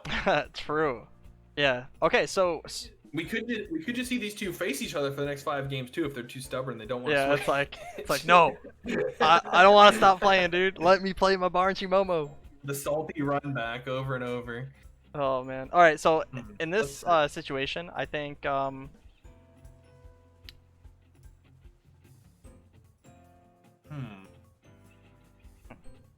I wonder who Shrizan wants to play through, kind of. I feel like both teams have nothing like stands out where like, oh, this is really good into the other team, I feel like at a glance. They both have a couple mentals, they both have a neutral, so they both have Vola. On Risen's side, Risen wants to ban Naga. Okay. I don't mind the Vola ban there. I feel like it's a pretty generic ban, but like it's good into. Yep, he has to ban Naga, right? Actually, wait, was that? Did we see an anaerobic Vola yet? I think they were all aerobic. All of them were aerobic so far that we saw. Yeah. I think he has to ban Naga, right? He's gonna have to, because banning the Vola is clearly him saying I want to play Naga. Right? And then also the only plays he has against the Naga is Gyals, and you can't really force that because then you can just bamboozle every turn, and yeah, there's just a lot of stuff that. And also Naga does pretty well against Gyals if it can get bamboozled, and if it's weak enough, Naga's Fury after a Madness buff kills. So it's definitely rough. Having counterpick again here is really strong. Same as last time. Like if he wants to pick Raikan, they have the Ukama. If he wants to pick Skunch, they have the Banshee. So, speaking of, they haven't mentioned anything about the pick ban changes, but I definitely think it feels better than it used to. Counterpicking feels really strong still, but you're not upset when you get orange now. Yeah. So really happy to see the way that ended up. I'm just happy like orange just doesn't have every single advantage in the game. It really did. It had every single advantage. It was rough. I think the most I really liked about the switch up is now that like if blue picks Volarin first and orange can pick Volarin when the doppelganger thing was going on, and then now orange wins the Volarin fight, right? Like that's what I was happy about, because when you were orange side and you had counterpick and you already won the Volarin war, you were just like, okay, I first picked Volarin, now you can't pick it, and now you have no openers at all because you just lose now. And I think making it to where blue or counterpick is allowed for that, and you can't just use it for orange side, I think that's kind of nice. I like the Vola Ukama. I mean, it's a classic. He can just double the Raikan slot. I wouldn't be surprised to see a Kinu ban for or red banning Kinu on the other side, and he's gonna hit anything hard that comes in there. Banshee. That makes sense. He wants the Skunch. Raikan. He wants the Skunch. Yeah. He really wants Skunch Momo to just be free as fuck. I mean, maybe you ban. I don't know. He does have the Kinu still, but I think him having Kinu is okay. I almost want to just ban the Kinu here and just keep clicking Water Cannon like Feather Gatling into the Raikan slot, but he's gonna ban the Gyal. Interesting. I meant Bennett having Kinu is fine for Strizen. Yeah. The Gyal. I wonder why he banned that over like either the neutrals. Yeah, or I think or... Kinu might have been better, because you have to make sure that Strizen doesn't have a water like counter, I guess you could say, because you know Raikan's switching out, like it has to. So if Raikan's gonna be switching out, not allowing for the free +1/+1 buff with Kinu, or not allowing like having him force Ukama, I think is better too. Whoa, he picked those. Did he pick that No, really fast on your no. screen? I think what happened is it auto picked Skunch and then it clicked Kinu. Oh, okay, that was huh. I think that's what he wanted anyways, to be honest. Yeah. Actually, I think you clicked Momo first, probably. That's kind of rough. Yeah, I think he ran out of time, auto picked Skunch, and then he clicked Kinu right at the last second. That's kind of annoying, actually. I guess he can't really pick Yowler into double mental. He could. See, this sucks because I think he needed Momo instead of Skunch here, and then he picks Ukama here, but now he can't.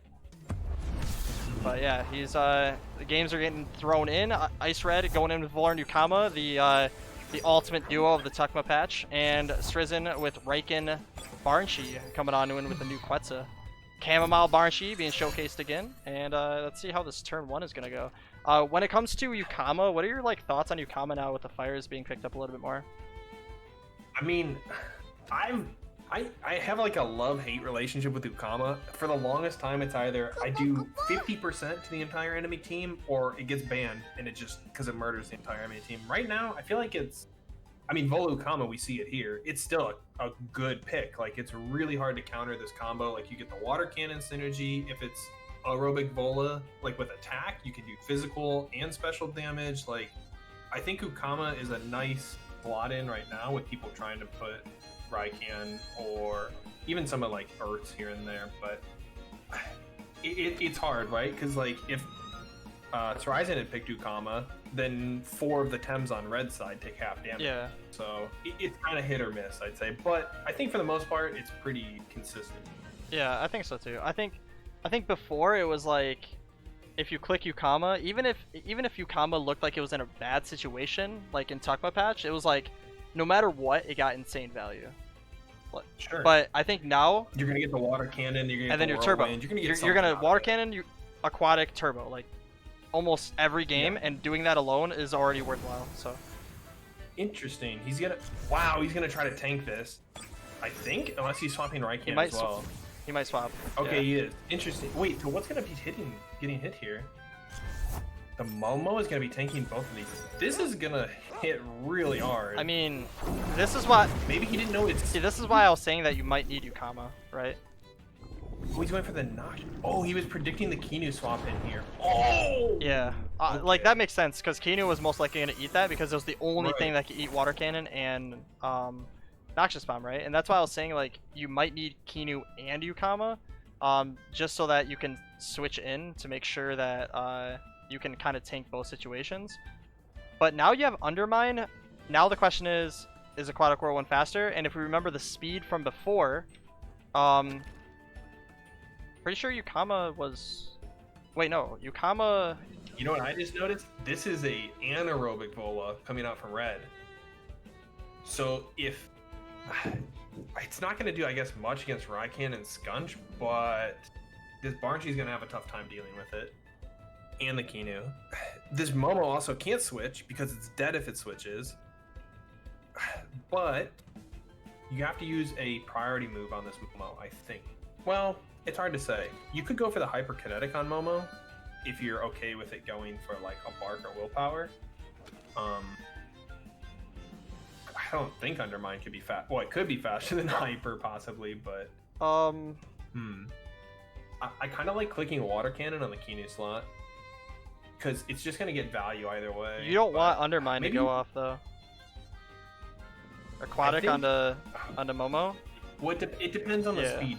I don't actually know if Vola can go faster. I mean, so basically they saw the damage they did to Momo essentially, right? So they can calc Momo's health based on how much the Water Cannon and the Noxious Bomb did, and then they can try to reverse engineer and decide if it's full special attack or what. But let's see what they go with here. The Kinu swapping, interesting. Into the Skunch. Okay, trying to get suplex up. It makes sense. So it is faster, unless it clicked Water Cannon. Oh, he could have Undermined. Wow. Wow. Well, Undermine is a normal priority. Oh, really? My bad. I'm dumb. Yeah. Oops. I swear, I look at all the stuff from day one where all of the stuff is just wrong, and I could have swore on what was it, Temtem strat or whatever? It said it was 3 prio, like day one, and then I never looked back at it. Maybe it was, and then they nerfed it. Stealth nerfed it. No, Temtem strat always has like weird info a lot of the time for the first like week. So I think I would have clicked Water Cannon there if I was red. You don't care about Bark.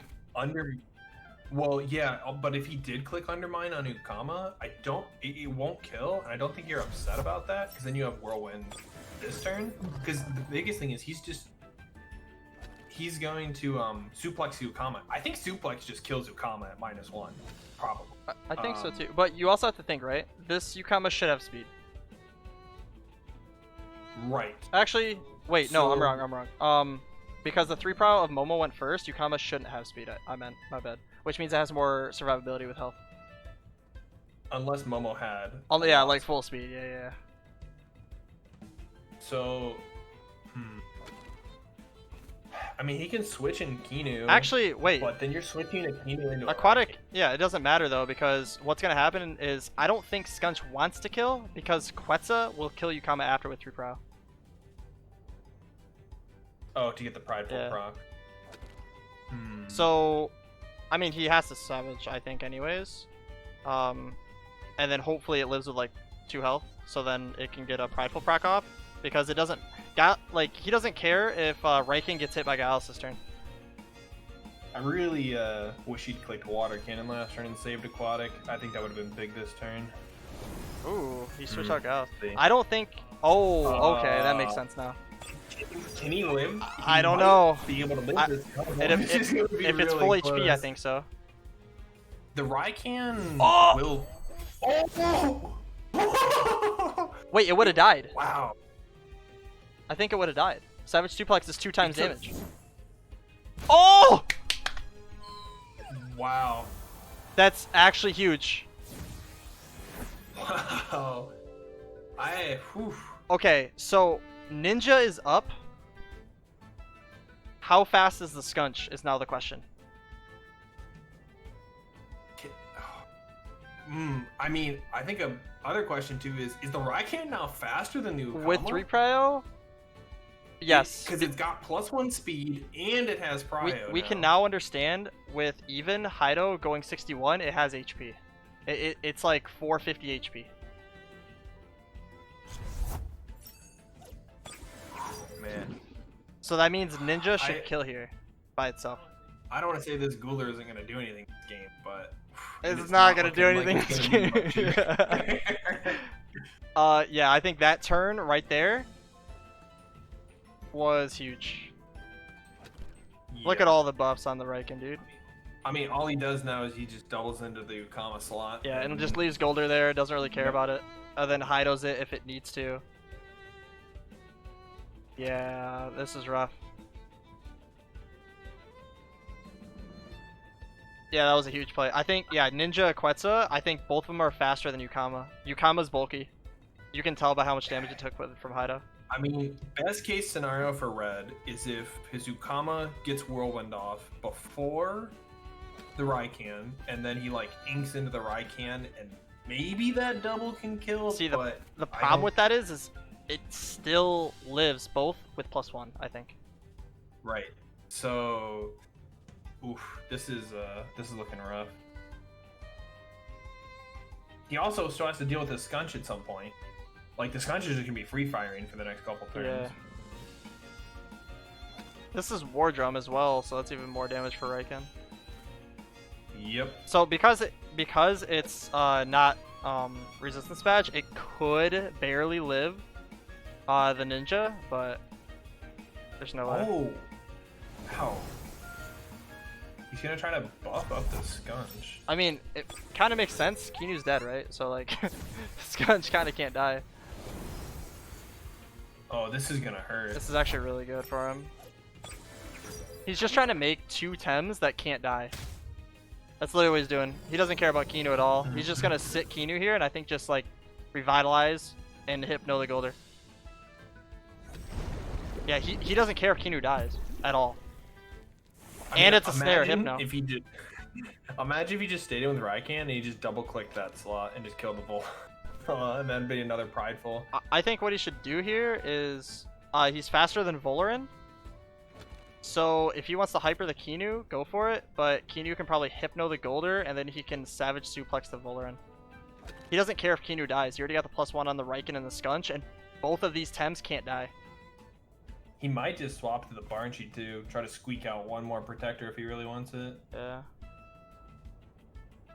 Yeah, I think Red's got a tough hill to climb here. Did the guy all swapped in, so it's got its holds up. That's something. Wait, he doesn't even have to Hypno. If he has Sack, it's pretty good too. Oh yeah, there it is. Oh no. Speaking of double. Whoa, this Skunch is yep. Let's see if we get a Ninja maybe here. Hido. Oh, another Hido. Okay. Dead. Ooh. I wonder if he's holding on to Ninja. I mean, he didn't need it, obviously. Or maybe he's hiding. He has Oshi instead of Ninja. Yeah. I guess we'll see. He has Oshi instead of Ninja. He is out of stamina. Yeah, he could probably still perfect jab. Because remember, like, I think Quetzal still kills... probably not, actually. No, he can still go Banshee, though. It doesn't matter. He has Aquatic Whirlwind. If he Aquatic's Banshee, it doesn't matter too much. I'm pretty sure perfect jab Quetzal would kill this Ukama. Yeah. Oh, it's pretty close, but Aquatic will go off first. And Quetzal goes off before perfect jab. No, he won't. He can live. I think he just... This is probably the best position Red can be in right now, in the current state, I'd say. I think, honestly, he can just overexert with Ninja and not really care. Because, like, if Ukama dies, Raikou wins. He saw his Banshee in the back. Quetzal should probably 2-shot Giles-ish, maybe? I mean... Because the problem is the Giles isn't going to be faster than the Raikou, even if it comes in. Yeah. And here we go, yeah. There it goes. See if he lives it. That's good. That's actually good. That's good. That's good. Quetzal kills, so now it's one-shot Quetzal on Let's see. Yeah, this is actually good. Oh man. It can one-shot. No, It can one-shot the Giles now, right? With +2. it's definitely faster. Ooh. I'm pretty sure he wanted it to live, like, because I think it just one-shots Giles, even if it's full HP. It's gonna be pretty damn close. Yeah. And then he has Banshee for Goolder. Well, it doesn't even matter, right? Can literally just wins right now. Like, no matter what happens. Maybe Goolder will eat him. He just metabolizes and just somehow eats all of Riken. It's like, wait, how does health drop to 0? There's one shot. Yep, absolutely, dude. It's so good. With War Drum and Fire Chip. God. Yeah. Oh. Jeez. Showing off the true power of what Riken can really do when it actually goes off. And here's where you see Goolder just sit here and, I don't want to say do nothing, but no pressure on the field, and he just kind of Yeah, that was a GG. Really well played. Alright, we got Plat versus Sook. Let's see how these two teams match up together. Oh, wait, we do have Tuvine as well. So actually Sook does pretty well against this. It has... And the Grumper. Yeah. Grumper's good into the Plat, the Adoro, the Naga, the Raikan. Yeah, I actually forgot it had Grumper. And yeah, well, they banned it first, I think, against yeah. Sook. That's probably why. Yeah, definitely really, really strong. It doesn't have mentals on the team though, which means so he's gonna have to ban that Yowler. Yeah. And that means Roller is gonna have a pretty good time here. I actually think this is definitely a Roller game. If I had to think, it's like Naga Goolder is okay-ish here, but I think Roller is getting banned next. Do you save it now? I think. See, this is what's tough about Sook's team. If he picks like Tuvine or something here, and he has like counter pick to threaten out like Raikan, he doesn't really have like a turn 1 water team. Calibus, Whiplump, they don't really do water turn 1, and OCR does Ice Shuriken. So, I mean, picking Grumper here is like, it looks really good, but he can pick Roller straight up into this Grumper and just Stoneball at turn 1, and that's gonna really hurt. Yep, and there it is. Yeah. And now with Naga, the Roller is gonna go first and attack before the Grumper. Hopefully Grumper can live that, but what do you pick into this? Yeah, and you have to assume that the Naga is getting switched out too, right? Because it like Stoneball is gonna hit the Grumper, but I don't think it dies, which means right. Naga has to be switched out to make sure it doesn't. Yeah. So he does go with Tuvine. He needs the wins, guys. This is okay. So the reason why it's like, why pick Tuvine against a Roller and a Naga? It makes no sense, right? But the reason why is because he needs his win tems. Like. And there he goes. He bans out the Whiplump as well to get rid of the wins. I think he might have to ban Raikan here. It feels real bad, but like if he's swapping Naga turn 1, bringing Raikan into Tuvine, or because you're expecting like a Thunder Strike and a Naga. Yeah. Also, he wanted to ban the Whiplump too because that's a quarter. Resistance. Yeah, he actually has to ban Raikan, right? Because okay, if he switches into Raikan, even if he Mud Shower, even if he reads it and he Mud Showers and Crystal Plumes, right? Like, he's gonna Stoneball, and then he's gonna Goring and be faster with Quetzal synergy, is gonna do insane damage to Tuvine, and I don't think Raikan dies to a another Feather Gatling after that. Oh, I think I like the Raikan ban, and then okay, Vola. Banning Volarin so Calibus can deal with the rest? I don't know. I'm trying to think. Yeah, because Kala isn't really gonna do much. I don't even know if he's gonna pick it, to be completely honest. Oh, I guess the problem was if he banned Raikan, then OCR and Calibus do like nothing into like the rest of his teams. Yeah, that's true. This is a tough matchup. I guess he has to pick Calibus, even though. Maybe, I guess you let Raikan through, and then if he wants to switch turn 1, maybe you just make the 5-head read switch OCR into a Roller and Raikan, and I don't know. This is gonna be tough though. Yeah, I'm trying to think on how, because it's like, You have to assume the Raiken's coming in. It has to, right? I feel like it I would pick OCR over the Momo here. I think you have to. Momo into 2 mentals. I think you have to only because Raiken just sweeps. I think. I mean, his OCR probably has Blizzard at least, right? So it's better than nothing, but maybe Momo can do so. I mean, Undermine does give the -1 special attack. Maybe he's gonna go with the Momo. It should be like a snap Raiken here, right? I really think so, but he's probably really considering just picking the Plat and just spamming Arushials too. I don't know.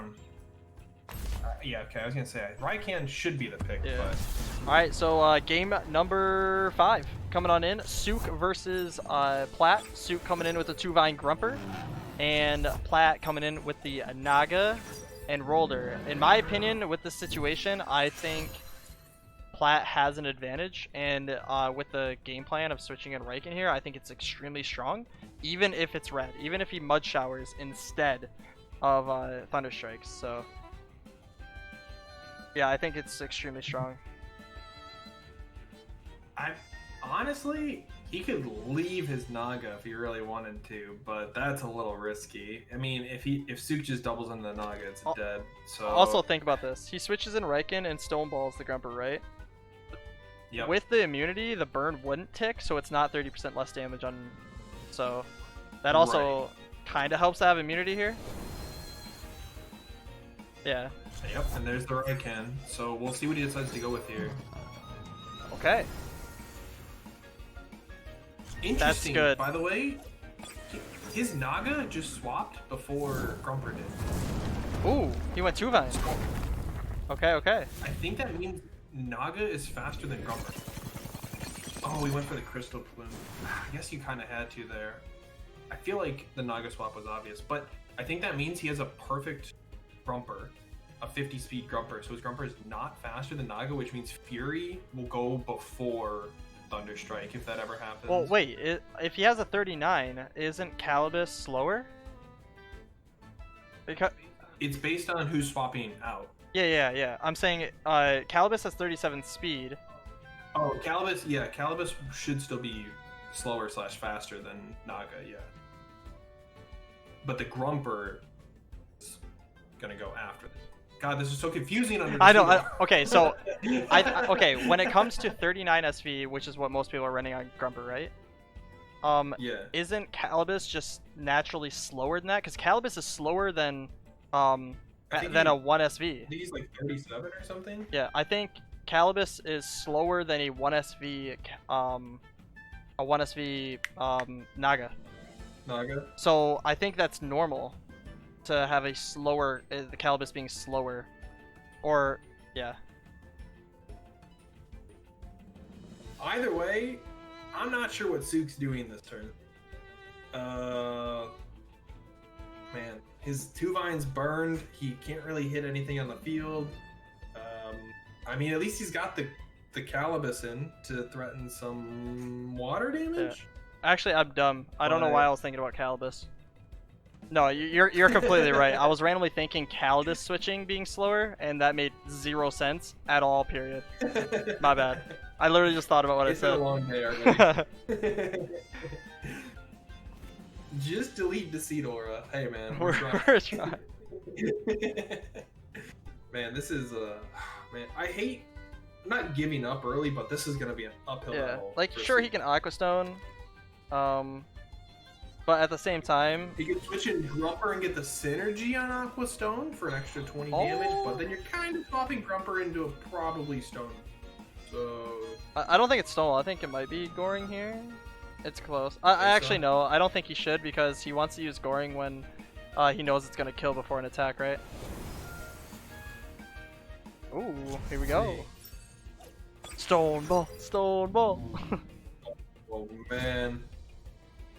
Wait, you can't bait us like that. What? He just baited us. Wow, that did a lot of damage. Actually, dude.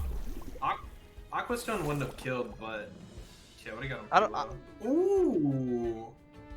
Actually, I think if he had Aquastone instead of Stalactite, it might have been enough damage to set up to him dying. Yeah, I think so too, because it does 104, I think, or something weird like that. Yes, with Yeah. synergy, yeah, compared to like 80. 81, Wow. 82, okay, 82. Yo, they have some weird numbers on the damage for sure. They have some like. It's everything from that first island on Dennis, all the water and wind shit. Let's just give everything turbo. I'm glad they changed up their strategy and didn't give everything like base jump or something. Alright, so on this turn, something to think about. I think Calibus is gonna be really annoying against Plat. Especially since Goolder, I don't know. I feel like Calibus is definitely Sook's like win. absolutely, yeah. Sure. And so that's why it's kind of weird that he focused the 2-Vine knowing that it should be the Grumper switch, right? Mm-hmm. I know 2-Vine is like, oh, it's gonna kill Naga, it's gonna kill Goolder, it's gonna kill Doro. Honestly, the ruler is looking a little annoying for Sook. He has the Calibus for it, but I was gonna say it is out of stamina, so Goolder here, okay. Oh! Interesting. What are we gonna see here? Maybe the Calibus. Yeah, probably just clicking Toxic. Oh, water. Okay, yeah. Okay. Okay. He gets Ice Stalactite the Goolder next turn and get a freeze out of He it. can. Okay, so. Alright, if he brings in like a Doro or something. I'm trying to think right now. Okay, so wasn't Raiken the only way to kill 2-Vine and Gaialis?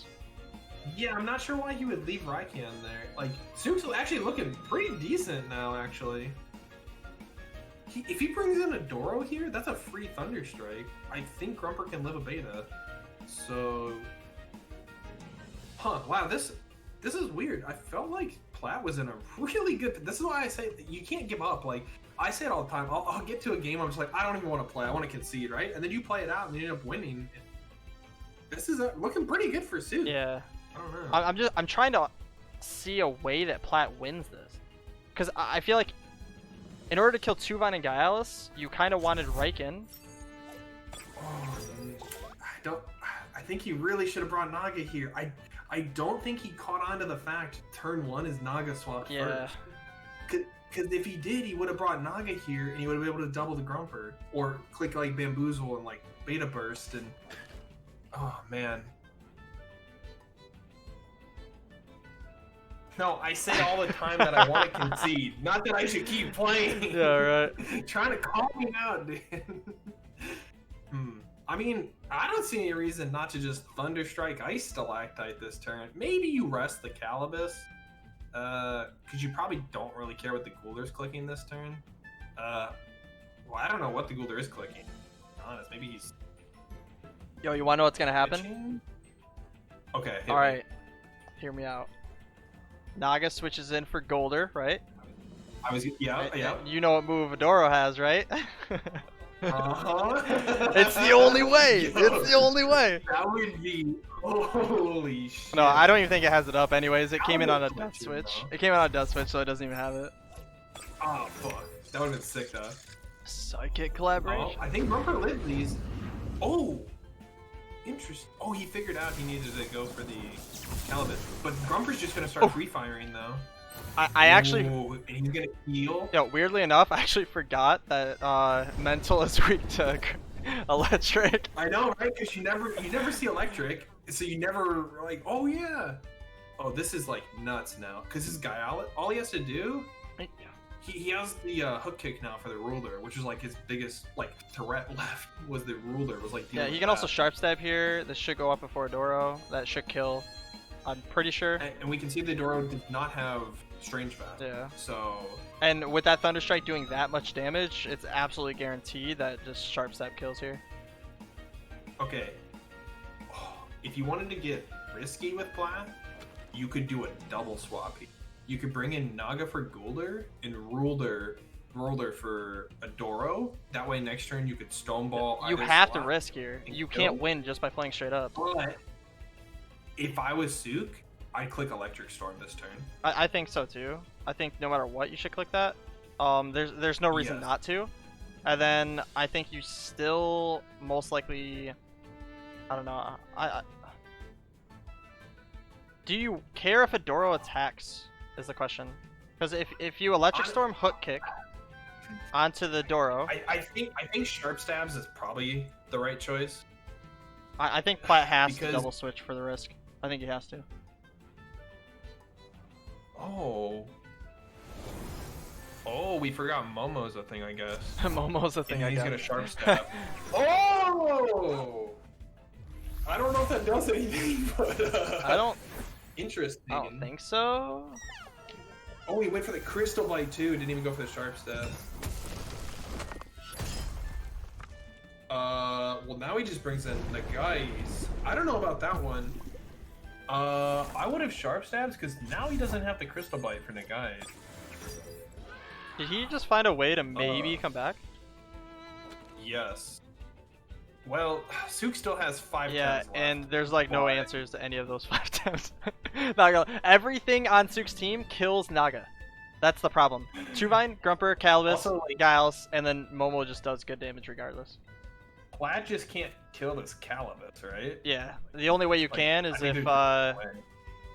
somehow Roller just imaginally gets execute. True, actually, yeah. So it's like the only way. Hmm. If he can somehow get the execution off, then maybe. He should. Oh, what's he switching here? Don't be Calibus. Oh, I don't like switching Calibus in here. If I think he you should just let Momo die. Yeah, I don't think you need to save Momo. Because this is free damage on the Calibus, which is what you don't want Oh, at all. and if he actually gets execution, he might have it by now. He stayed in. He stayed in 3 for turns? Stone Ball and then one other turn, right? So if he gets a switch in, What did Giles just click? I didn't see. Giles clicks Sharp Stab. Ooh. So he could bring in Ruler this turn and bamboozle it on the way in. Doesn't Calibus... Hmm. Okay, Calibus takes normal damage from Toxic Ink, right? So Yeah, Toxic Ink, So Goolder it can't die this turn. It did, what? Beta Burst at 34%? So he needs... Yeah, the Calibus wasn't full health. Side Surge right? Beta I don't does the think. same amount. So he can't kill Callie this turn. And he obviously doesn't want to eat anything. He can. He probably can live a Crystal Bite. I don't know about that. Crystal, I don't know. I guess it depends on his item. If he's like Rock Shield or something. Yeah. Maybe he's Strange Vest. Oh, let's see. He's gonna kill the guy else, that's why. He's doing Harmful Lick and he's gonna Beta Burst and hopefully kill. Is he going for Fury? Or Fury. Anything to make sure that this thing dies. He has to let Giles die. Giles has to die. Okay. I think I would have liked Fury there. I mean, I quarter damage to Calibus, but execution might be the way out to kill And Calibus. I think if don't we know. remember correctly, Plat has Baton Pass. Oh wait, he has Fury for Grumper now, and Naga's faster, but Calibus is faster. But he has Bamboozle. Okay. So if Goolder bamboozles, and He has to I'm go pretty to- sure Naga kills anything that comes out. Maybe. I don't know if it kills Tuvine. he has to go to Vine. I think that's his only chance to live a Fury. Yes. I think Fury brings it down to like... I mean, it's hard to say, man. I think he has to go to Vine, and he has to double the Naga and kill it this turn. I don't think Tuvine lives... Oh! That's not good. I don't think that's good. no. I'm pretty sure he It Furies. should just be a Bamboozle Fury, and Grumper should Yo, this is die. what happens. Okay. He's gonna kill... Dude, Plat wins. I already see it. He Yeah. Naga's Furies this turn. He bamboozles Naga. Next turn, Tuvine comes in. He Goolder and Naga double in to Tuvine, get the kill, right? And then execution goes off on a Calibus. I think it's a win. No. Here comes the Fury. Yep, as we saw turn 1. The only thing I didn't actually think about is Goolder is now overexerted. And so is Naga. So actually that doesn't work. Oh, barely. It actually doesn't work. Wait. Oh, The shit. double over Yo, this is Burden. crazy. Wait a second. Wow. Wait a second.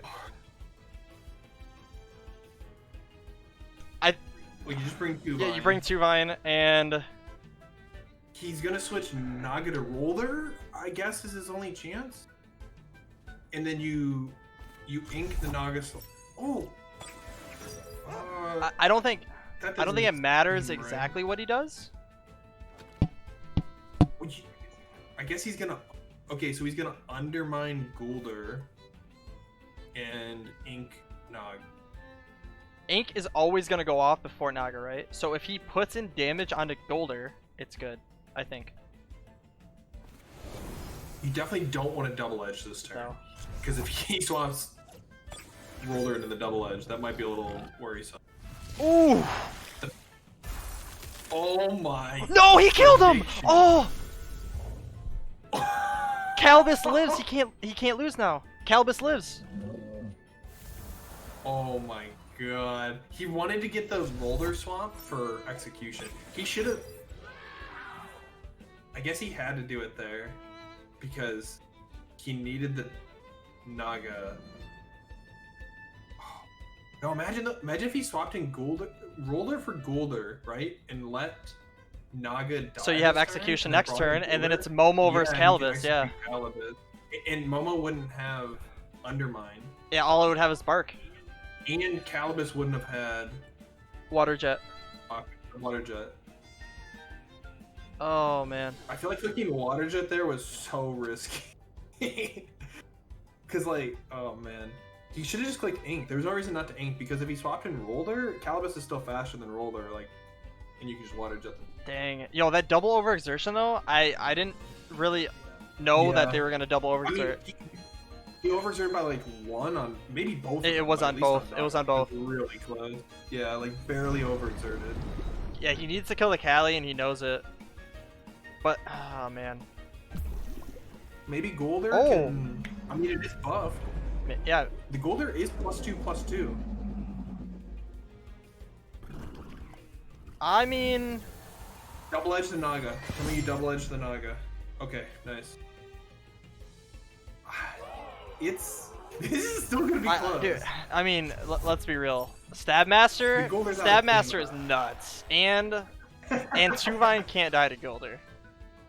There should be a Feather Gatling. I want to see how much Undermine does.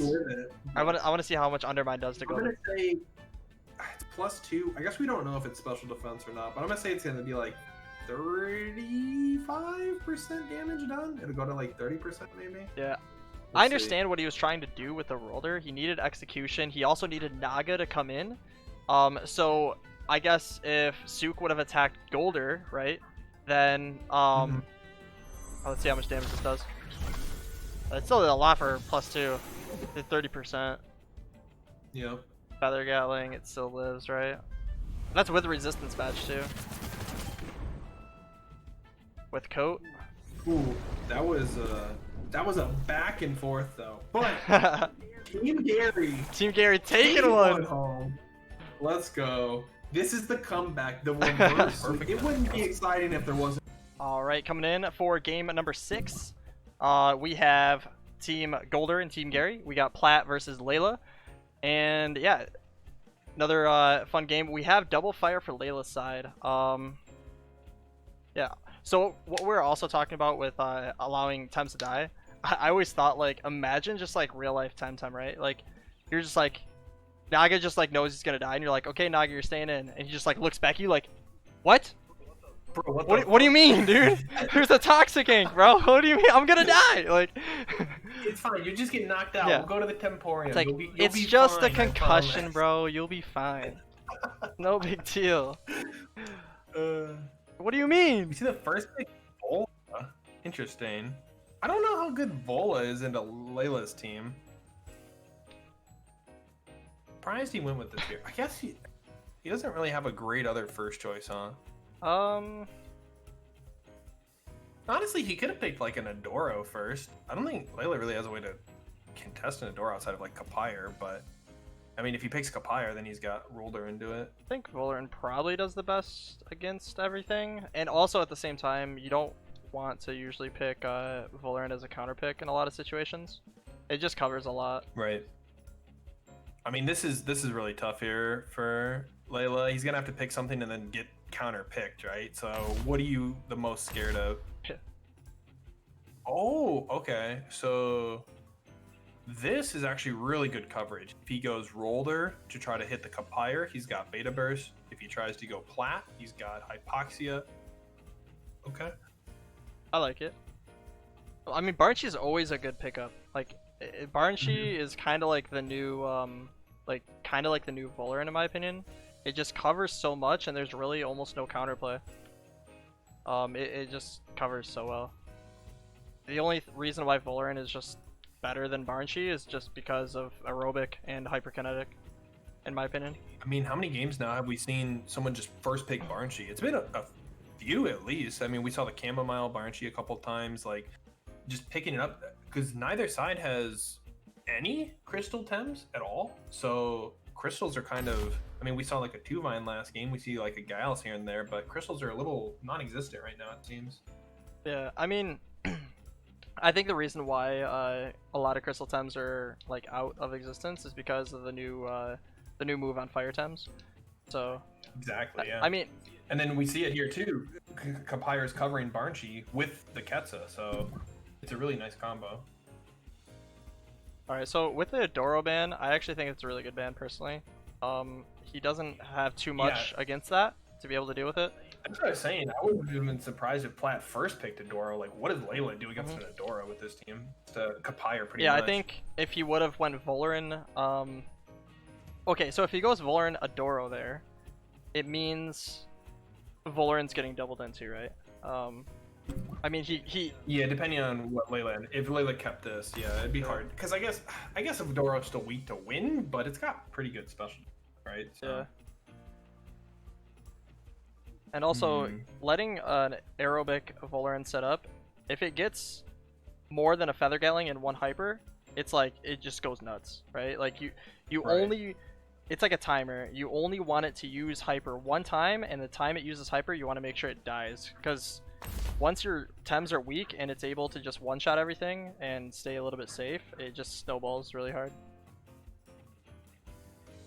So with Goolder coming in, I think Volfi Kinu is really strong here. Does he want Riken is the question. Well, it is nice that Layla does have the last counter pick. He's probably taking, this is rough, but he's probably going to have to take Ukama into this. Rise isn't, Demo is not going to do much against these big old slow boys. Ukama's going to be able to do a little bit here. Yeah. So. I think it's fine to pick Ukama there, especially with the Riken. Especially if he has the Blizzard, you can get some little value out of that on the Toxics, but yeah. Alright, so game number 6 coming on in with Plat versus Layla. Layla is starting off with the Riken, or sorry, Capire and the Banshee, and Plat coming in with the Platimus and Volarin. Yeah, with the last pick for Layla, having that counter pick was pretty nice because if it picks Riken, it picks Ukama. If it picks, I forget what the last time was. Plat had Riken and somebody else, I can't think.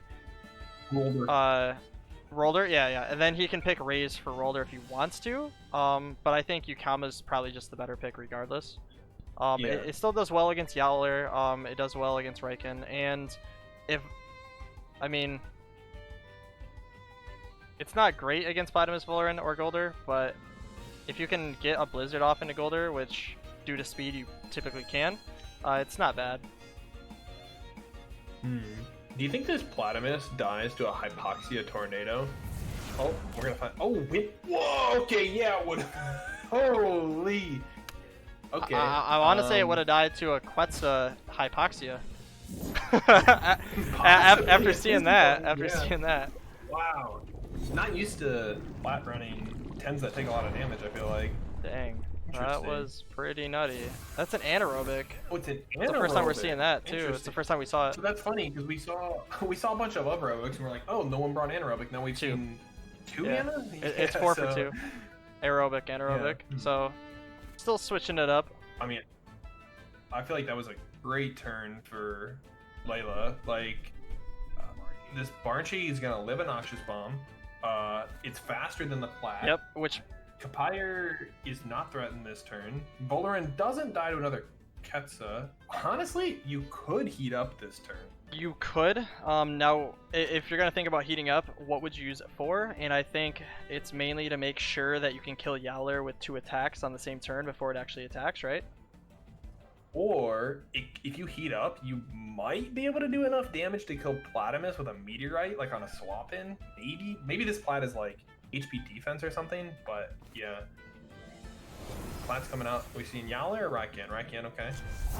It's gonna eat that tornado hard though. Here we go.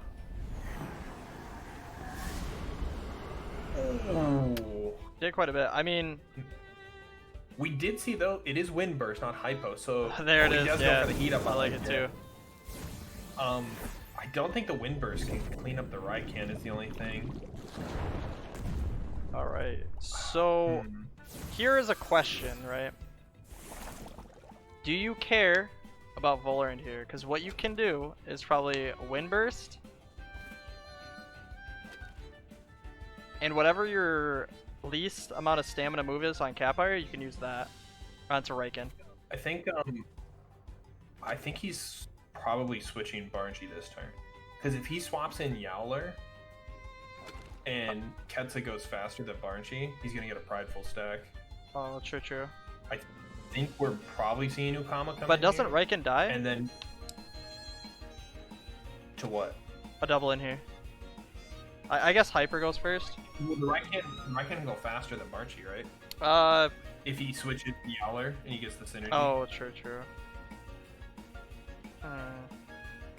Hyper would probably go first as well too, and probably kill.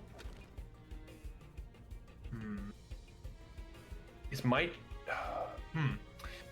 I think this is the Ukama switch, and you just have your Capire attack the Vola slot. That way, if he leaves Vola, it dies. If he goes Yowler, it dies. I don't think you care if Banshee dies here.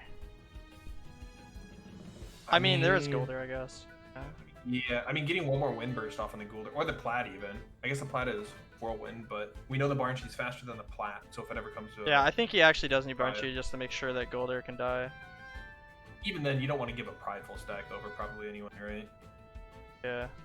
Because I was thinking if you let Banshee die and he switches in the Yowler and he keeps Raikan, that's a free Ukama switch in. And then you can actually get value on your Ukama. I think, like, Ketsa's just gonna probably kill any switch in anyways, right? Because if he switches in Yowler... I think Ukama would probably take the Ketsa pretty well. Yeah, because Ketsa's gonna kill Volarin and it's gonna do probably like 70, probably like 65 or 70% to Yowler without synergy. I think even if it only does 50%, you're going to be faster than Yowler the next turn anyway, right? And you'll be able to clean it up. So either way, like, I think this is a pretty good turn. Let's see if he... I want to see the Ukami. Nice, okay. Yeah, I think this is really good. A lot. If this is Yowler, I think this is bad. Okay. Oh, okay. I wonder if he went for the meteorite here, or if he stayed with the Ketsa.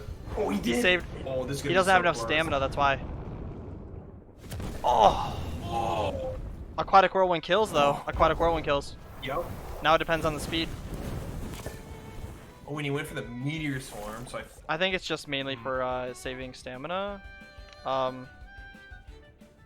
Okay, so he had 3% left on Capire, right? 27 is Ketsa, and 25 is Meteorite. So I guess he saved 2 stamina. I think he had just enough. I think he had 27 stamina if it's 3%, right? I'm not sure, actually. See, the thing is Aquatic Whirlwind on Ukama against the Platymus kills here, even with 1/4 damage. So he has to Aquatic Whirlwind.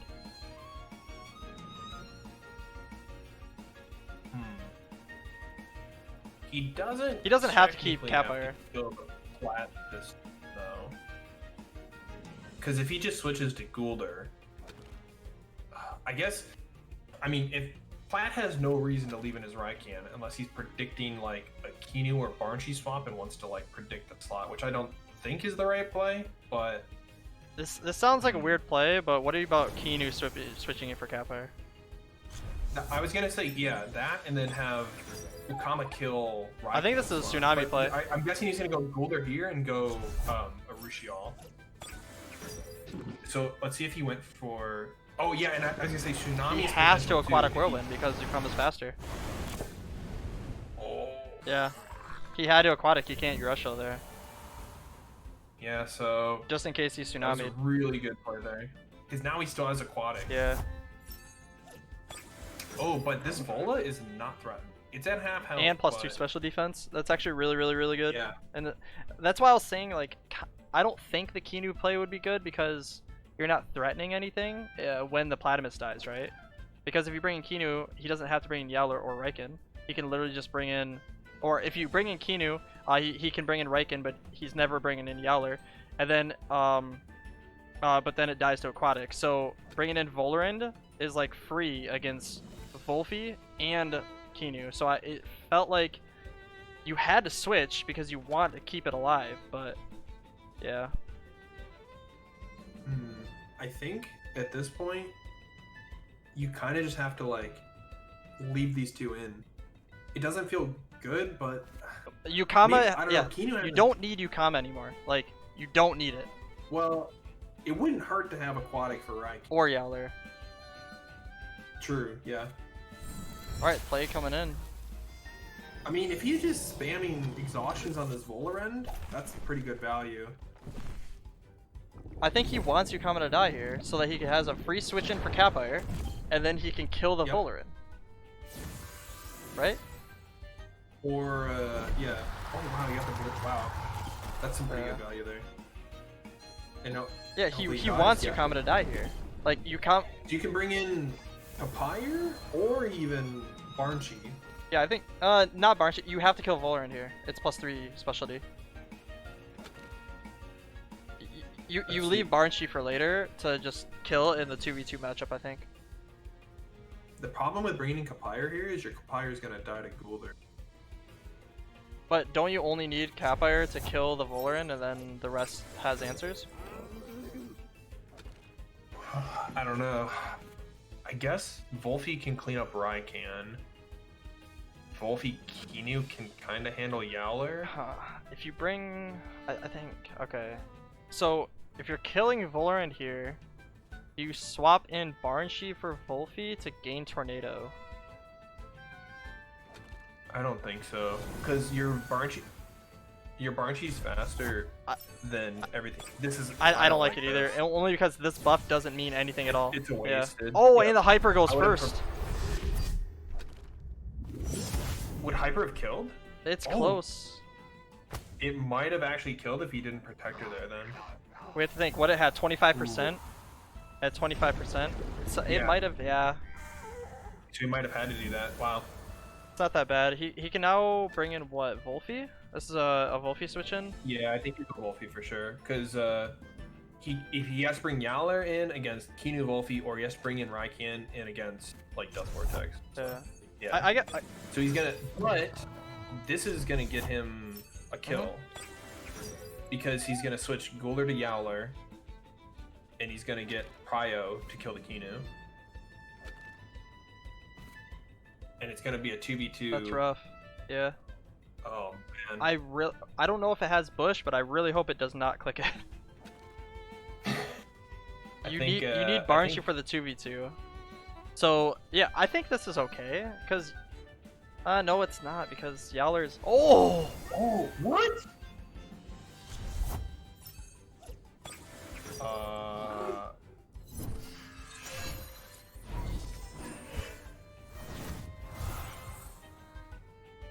Wow. This is huge value.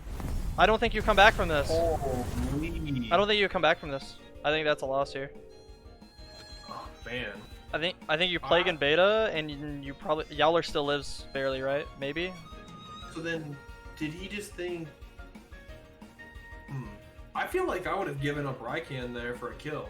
Maybe Ketsa can't kill a Kinu at 90%. We saw it happen already. Yeah, so I don't. Katsuwa Synergy killed a Kinu. I guess Yowler lives this turn, but. So does Skunch kill Volfi? If so, you just click Bush, you beta, and then you beta again next turn. Yeah, I think, well, I know some people, okay, good. I was gonna say, some people have been running Lifeful, but yeah, like... That's rough. This is gonna do at least 40%. Yeah, right? it should. Yeah, pretty close. And then Oshi's down, yeah, that's game.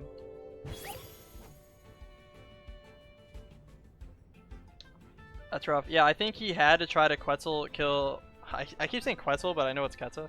I don't know why. I can't. I say it. I don't know why I say it so much, but yeah, Ketsa I think kills Kinu there, unless it's like HP defense, which actually quite a bit of people run.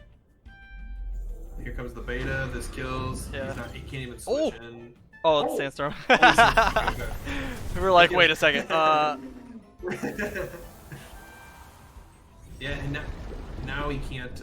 Pretzel, you guys said? Yeah. You guys say pretzel? If that turn he had swapped in Yowler, he could have got Prio, but now he can't even get Prio on. Yeah, and now. So it doesn't even matter if he kills Kinu because Dust Vortex kills Raikan. Yeah, I feel like Plat should have had or at the very least he could have got the 2v2. Yeah, and if he wants, he can revitalize Wolfie or Hypno for Raikan because it's Fire Chip. Or Sweatband, sorry. Oh, Dust Vortex goes first anyways, it doesn't matter. Oof. Yeah. More games! 2 turns that we get to see more games! More games! Yeah, I don't... Okay, so if Kinu doesn't die, I still think Layla still wins. If Kinu, like, if he cuts the Kinu and it lives, the Hypno still goes off and the Dust Vortex kills, right? So it had to kill the Kinu in order to have a chance to win. So, and we don't know if it would have. Well, if he had gone for that play and he had swapped in Yowler, Yowler's camo would have blocked the Hypno. Because he Hypnoed Goolder. Oh, that true. turn. Yeah, you're right. Yowler So, yeah. Goolder, he wouldn't have got left either. So yeah, wow, that's actually rough. Yeah, so I think he should have left their Raikan in, and then swapped in Yowler for the Prio. Because I highly doubt the Wolfie would be faster than a Prio. No, it wouldn't have. All right, GG's taking it. It's gonna be 4-2. More games. More games. Whiplam's sound made me turn off audio. I'll never turn it back on. Oh no. Oh no. Alright, so Buff Dog versus Ice Red. Alright, we have game number 7 coming on in. And first ban is going to be the Kinu. I've seen this before. I've seen the first ban Kinu. No Kinu and then first ban. Okay. I'm curious about the Kinu first ban. Maybe he just really wants to play Scunch, but he's got triple mental on Ice Red sides. Oh, the Scunch should not do what it did last. Yeah. Also, banning Kinu, yeah, it doesn't matter about banning Kinu for an answer to Scunch. Honestly, the better answer is Banshee. So if you actually wanted to play Scunch that bad, you'd ban Banshee first. But yeah, I think. Yeah, so I'm real surprised he go with the Kinu ban. Honestly, I don't hate the Goolder ban here. I guess you don't have to. I don't want to say I would like to play Naga on red side, but Naga looks pretty good in the buff. What about Tuvine? Yeah, Tuvine's not a bad one either because red doesn't have any fires actually, and he's got the Goolder, the Banshee, the Naga. Yeah, it's a little weird here, I think. Banning his Vola. I mean, that's not bad either. I mean, if he can. Can he start Tuvine? Like no, he can't because of Volarin Nukama. I was gonna say he's probably gonna counterpick with it though. Yeah. Because I don't think red can pick anything that'll scare off a So you click Banshee first here? I'm trying to think of what his first pick will be. Banshee seems pretty safe. I think Banshee's probably the safest pick. I like it too. Honestly, he could go mix first as well. I think Banshee feels pretty good. But, yeah. Yeah, Banshee makes sense. There it is. It just has the best coverage. It makes it to where even if he goes Naga, Goolder, he now does damage to Goolder, and he can still pick Tuvine. So, is this the old Vola Ukama? I think so. I mean, I think that might be the better play. Wait, was Buff Ducks the Chamomile Banshee? I don't know. Was it Buff Duck or Surzan? Well, they picked it into it, so they must know if it's neutrality or camo or I think it was Surzan's. It was like the first game. This is probably still Tuvine? Or Mick. Could click Volcrane. No, I was kidding. You could click Scunch and ban out. I was gonna say you could Scunch, yeah. I mean, it's not amazing, but Right. Because even if he switches, it's like you're trying to get damage on Yukama. But yeah, Tuvine is definitely good here. I don't know if he's gonna play Scunch this game unless he bans Banshee. I don't think you can play it unless you ban Banshee here. I think I want to ban. I almost want Red to ban Goolder. It's kind of tough because he's probably banning Naga. I think Mix is the other thing I would ban. I'm not sure who. Now, I mean, now that he didn't ban Goolder, he probably doesn't have to ban Naga. But if he doesn't ban Naga, Red gets Naga Goolder through as well. Yeah, but think about it. If he doesn't ban Naga, what are you picking for your last three? Right, you're picking Goolder, but like, look at the other three. I mean, it makes sense now that he's banning Banshee because now Scunch is okay now. But I don't think you can play Volcrane very well in this matchup.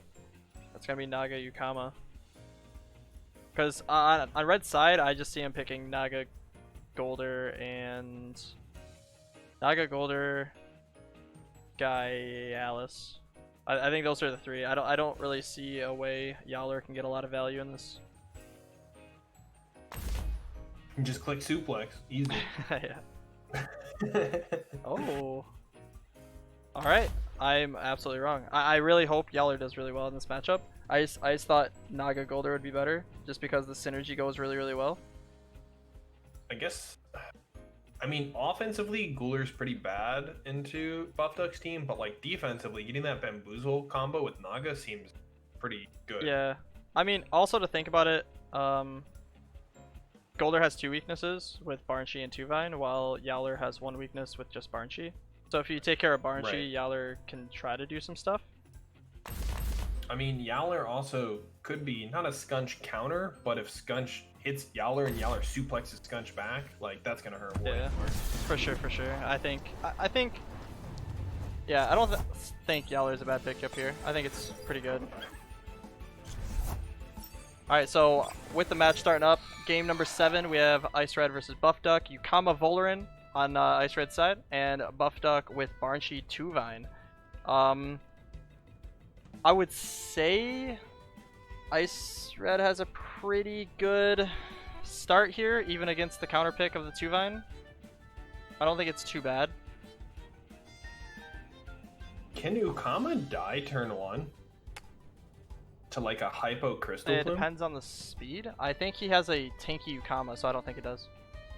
Yeah, I can't remember who had the fast and the slow ones. I know. I remember Ben 100% had a super tanky Yukama because there was a turn where what was it? Momo was faster than Yukama. No, well, I don't know, because I think that turn he used Bar? I don't remember, actually. You're probably right though. I guess, actually, this turn, maybe he wants to go after Volarin. If this is aerobic, the Volarin could even die this turn. If he goes like before the Banshee, he uses a wind move, but I don't know why he'd use a wind move. I don't know what this Vol is doing this turn. Actually. Like you want it to stay in so Yukama gets water cannon synergy, but like it's gonna hurt. Alright. I think he's just gonna double, like with Feather Gatling here, just in case. Oh, it's anaerobic.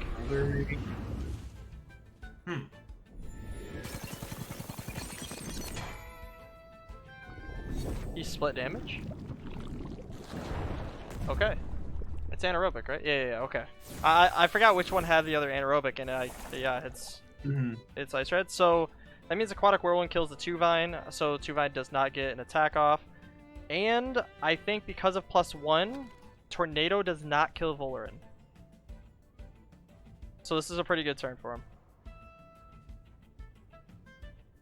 So this is a situation where we talked about before, when it's Volarin Yukama, and Yukama just somehow gets insane value with Water Cannon, Aquatic Whirlwind, Turbo. This is like one of those situations right here. I wonder, do you need to save this Volarin to handle the Goolder later? Probably I don't think so. I think if you can kill everything... Sorry. I think if you can kill everything with the Gals and the Yowler, due to just the physical I wonder damage. if you ever like double the 2-vine slot, expecting like a Goolder swap, or because like if you can get the Goolder out of the way, then the Naga is pretty insane because his 2-vine's almost dead already. But This should be a Noxious Bomb Aquatic into 2-vine slot, so Yukaba can't come in. I think. I think I'd go Feather Gatling in case he tries to do Goolder. Oh, true. He also yeah. could technically he could do Water Cannon this turn. Water Cannon would kill 2-vine straight up, but if the 2-vine like reads that and Tornado, it's gonna get some value before. Or it if he dies, pecks him, so- bro. True. Peck damage. That might Peck plus Tornado Banshee. I think it's kill? actually really close, because Peck will do Yeah. like maybe 5%. I don't think he actually has it. It's just I'm just messing around. Alright, so Goolder comes in. Oh. Is it gonna be a double swap for Yukama on 2-vine? Ooh, Scunch. Wait. Oh no, it's supposed to be the other way around. Oh, and he went for the Water Cannon. Yep. This is supposed to be the other way around.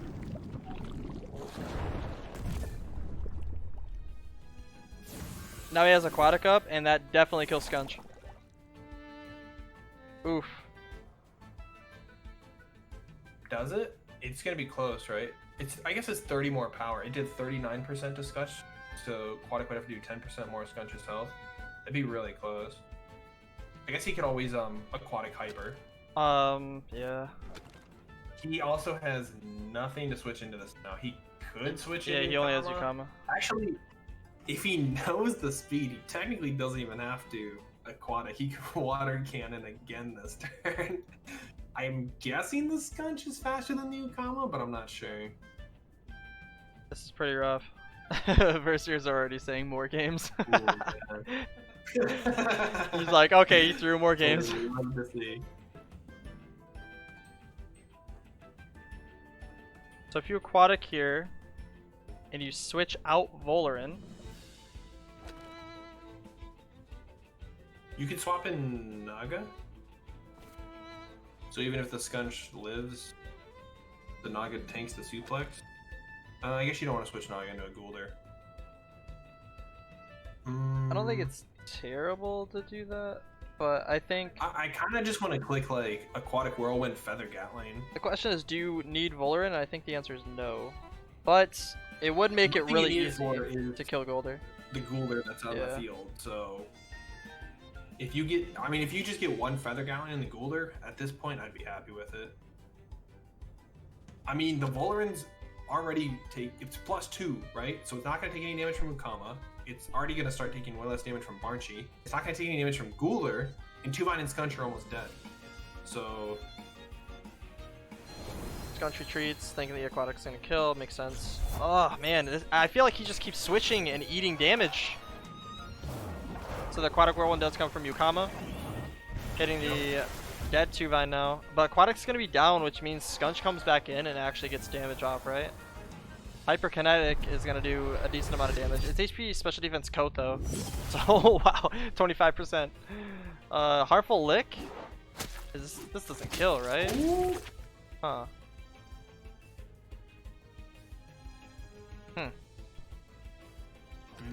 I think Toxic Ink Yukama would have been better. I'm trying to think of like why he would do that. I guess the Ukama. I don't know. I guess he didn't really have like a great option this turn. Again, like I guess if he let the Volarin go, he would have been really hard to kill. Especially now that 2-vine's dead, and even if he goes Scunch here, Ukama can live a suplex, right? Yeah. So if he had inked the Ukama, the Scunch could have gone faster and suplexed this. Yeah, that's what I was thinking too. Oh, he's gonna go Banshee. I was thinking the same thing. If he Toxic Inks the Yukama, He he could set for up suplex to kill before Water Cannon goes off. And Yeah. then Volarin would have to Noxious Bomb, which I don't know if it kills Scunch or not. We don't know. I don't think it would. The Volarin would probably have to even swap because he could just suplex the Volarin as Exactly. well.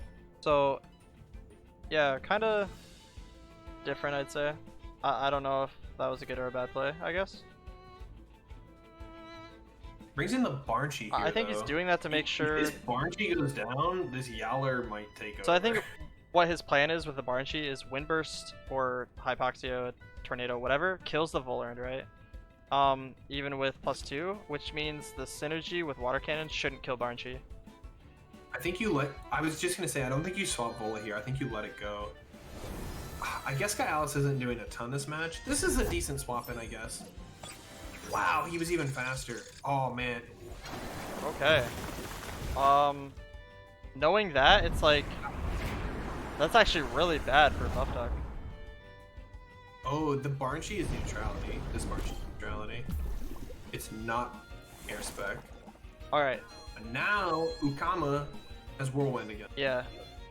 These are these games where Ukama just sits and just slams water cannons and whirlwinds. Yeah. You realize that has like the highest stamina in the game. It's just ripping water cannons. And then you think about like the team that it's against, and sometimes it's extremely strong, and then even the teams that it's not good against, it still does like at least decent value, right? Like against Buff Duck's team, Yeah. Banshee, Tuvine, Skunch, like those are all Tems that it does well against, and then it gets counteracted by Goolder. Goolder's been on the field for 3 turns. Ukama still has 54% health, so it's like, Yeah. it's pretty rough, I'd say. Like even though Goolder's supposed to counteract Ukama, it's still gonna hit the other slot for a ton of damage before it actually dies. Comes Ukama. Let's see if he read the Ukama swap and goes for the Blizzard. Oh, that's an he's going for the Whirlwind overexertion. anyway. I think That's a crazy overexert. at this point, Ukama. Wait, is it I'm dead? guessing Crystal Bite? Him has done his job. It's gonna be close. Oh, you went for Goolder, okay. Oh. Interesting. The only reason why I said that Sure, was I because Aquatic Whirlwind did 73, and that's kind of a lot, which means that's some speed on that Ukama, right? Yeah, there was someone had a really fast Ukama that was really squishy. I remember that. I'm surprised he didn't just double. Did he just assume he was gonna get a kill? And then I'm not too sure. But the one thing that is going on right now is all of Buff Duck's Tems are so low, Tornaga is actually just going to be able to sweep everything. he does still have the Goolder at least to ink the Naga one time. Volarin comes in. It doesn't have Hyper, so that's something to think about. Can Ukama can't kill. It's +2. Yeah, right? so I think it can Toxic live. Plume goes off with a hook kick, and Volarin dies to Toxic Ink or Harmful Lick with a Water Cannon. I think if you're gonna use Ukama here, you're gonna hit Guy Alice, and then you're gonna kill with Harmful Lick on a Volarin. If that's the play. If that's the play. I wonder if there's any possibility he can kill Volarin with an Aquatic Whirlwind this turn. I don't think he can. +2 defense. I don't think so either. It's rough. It's gonna be close, but I don't think so. Also, I don't think it matters too much because Ukama's gonna die anyways if it stays in. Right. Actually, no, it's not. No, it's not. If it can't kill the Volarin, then absolutely. If you want to try for it, you probably Toxic Ink, Aquatic Whirlwind the Volarin, or just calculate really quick because normally people don't run special defense on Volarin, so you can kind of get that answer pretty quickly. If it kills, you definitely Aquatic the Volarin. If it doesn't, then you just have to Aquatic the Guy Alice. Hard to say how much HP TVs the Vola might have as well. At this point, they probably have calced it, Yeah. but switching the Goolder for Skunch. Ninja. Oh, this gets Ninja, Ninja yep. to, And I think that's the only way it's going to be able to kill the Guy Alice, because Guy Alice Sharp Stab is faster than Banshee. Oh man. Oh no. He's split Wait, again. he didn't Toxic Ink. Or Toxic Plume, I mean. Why didn't he Toxic Plume? Oh man, imagine if he clicked Toxic Plume, he'd kill the Ukama and put the Skunch at -1. Yeah, that's pretty rough. I mean, I don't think it. I still think Bennett is or Ice Red is in a really good spot here, but yeah, like optimization, Toxic Plume probably, just because it gets the -1 attack. There's a chance. And Ukama dies. This Ukama is faster than Guy Alice, right? Oh, Yeah, I guess Sharp he has Stab, Sharp yeah. Stab. With Sharp Stab, but Ninja is up, so Skunch is probably faster with Ninja, which means he can actually switch out Ukama if he wants to. He doesn't have to, so that he can Aquatic Whirlwind or Water Cannon the Yowler later. But another thing to think about is you're only going to be able to Blizzard, maybe, because Naga is going to be in play with Yowler, most likely. So he does bring in Goolder. Okay, he is keeping it alive, so the Ninja is going to hit the Naga. Okay, so the Goolder swap is pretty good. I was afraid of it. Oh. Yeah, he went for the double swap. He's not going to get much value here. Well, I mean, it's still fine again, but I felt like it was kind of obvious they were going to swap in the Goolder to try to tank like a sharp stab and bringing Naga into this. Yeah, I think the one thing that's actually good here though is Goolder. It's not toxic skin, so it's going to take 30% less. So that's a sweatband scunch. I just noticed. It is a sweatband scunch. He's also, isn't he speedy? He's like kind of squished. That's interesting, Yeah. huh? I'm trying to think. Okay, does Goolder die here if it stays in? Yes. Does it Well, I only mean, die depends to on what Yowler it does. though? Is my question. Does Savage Suplex kill here? Oh, Savage, yes. I think Savage, he clicks Savage on the Goolder slot and anything dies. Pretty sure. And he clicks Psy Surge on the Scunch slot and anything dies. And Does it have a kill this resistance turn. badge? Although It has to. It he has does to. have Bamboozle. He does have Bamboozle. That is true. But that means Naga doesn't eat shit. Take Yeah. any damage, yeah. Which it's kind of like, what do? Do you let Goolder die or? This is actually really rough for Buff Duck. Let's see how it goes out. He'll switch out the Goolder into Banshee. Probably gonna eat the attack so it dies, so Goolder doesn't die to it next turn. Alright, so Banshee goes down to the Savage Suplex. Naga's Fury comes in. I think it's a little bit overkill, but it's fine, I think. Goolder Yukama comes in, and I don't think there's any way it can clean up 4 kills. Especially under Decidora. Just Psy Surge Yukama and Yeah. click whatever on Goolder. Yeah. I'm trying to remember. Yeah, the Oshi doesn't kill Goolder, but it's still gonna send him flying. Check for punching Yeah. bag if they want to, but Psy Surge, killing the Yukama, and there we go. Send him to the moon. Punching bag. this fucking blob flying through the air. I think the best part is all of a sudden, right after the attack, he's just sitting on the field again, like, "What's up, guys? I'm chilling, dude." All right, GG's 4-3. Yeah, I actually really like that they're doing that. I think even in regular Club Wars, I like that too. I like throwing your opponent off. You never know what they're gonna run into next. So. Yeah. All right, so let's see some Momo. What's good, dude? Some Momo. Pretty excited for this. Has he got to pick Rise yet? I think he picked it once, but didn't really do anything. Rise? There was one game, I think. He needed the Actually, Layla needed to drop Rise the is speed good in this. onto the Volcrane, and then yeah, Yeah. Oh, that was right, like the right, only right. way to win. Yeah. And then he threw away the Volphy and the Momo and wasn't able to kill the Volcrane. There it is. Ukama, first ban. Has to be. He should go with the Oh, same plan that yeah. he went before. You notice how the first wins are on orange side, and now they're reverse sweeping from orange side. Maybe orange is still OP. I think the counter pick system is definitely balanced in a way. It feels It much feels way better. I'm sure there's ways to make it even better, Yeah. but this was a really Every good time you were start. on orange side before, you just felt like a god. Like you just Oh, yeah. I mean, thanks. Every time, dude, it did not feel good being blue. Like you just felt like you're getting punched in the face the whole game. I actually just wanted to forfeit as soon as I got it. Oh wait, they burned all their reserve time for that ban. Interesting. I usually burn quite a bit, I'm not gonna lie, on the first ban. I feel like it's the most important. That and the counter pick, I think. I think the most important things on orange side right now is your first 2 picks, and the most important thing on blue side is your first ban. Like, when it comes to your time, I think. Right. I think they should trade Ukama ban. I kind of like Layla banning the Ukama and just like what's he picking? Yeah, in you the know fire? Yukama's getting picked first. Like, yeah. Yeah, ban that, and then here you can look. The problem again, Layla doesn't have counter pick, so it's gonna be a rough start. But like, he can pick Raikan, but they have Volphy into this. I get. Oh, they're gonna go Skunch Raikan.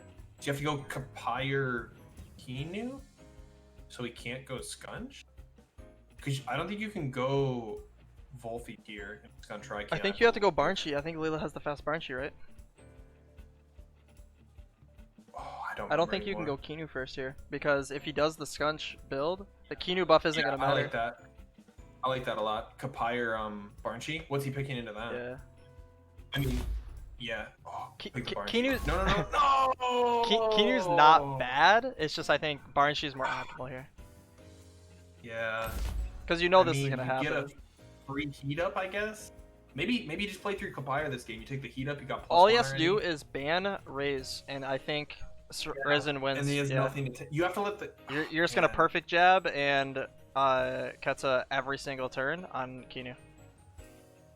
Could have gone Kapire Rise as well, sure. Yeah, all Risen has to do is ban Raze here, and I think he has a huge advantage. Oh man. It's just gonna be perfect jab Ketsa every single turn on Kinu until Kapire is left. There's nothing that can tank that. After Raze is banned, yeah.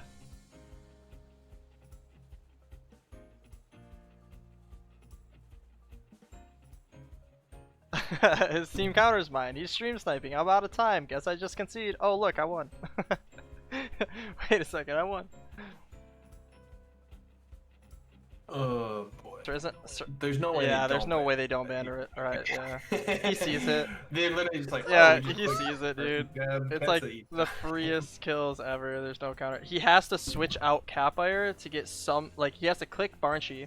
He has to switch out Banshee for Kapire and let something die on Kinu slot. It's like that's all he can do. It's the only way.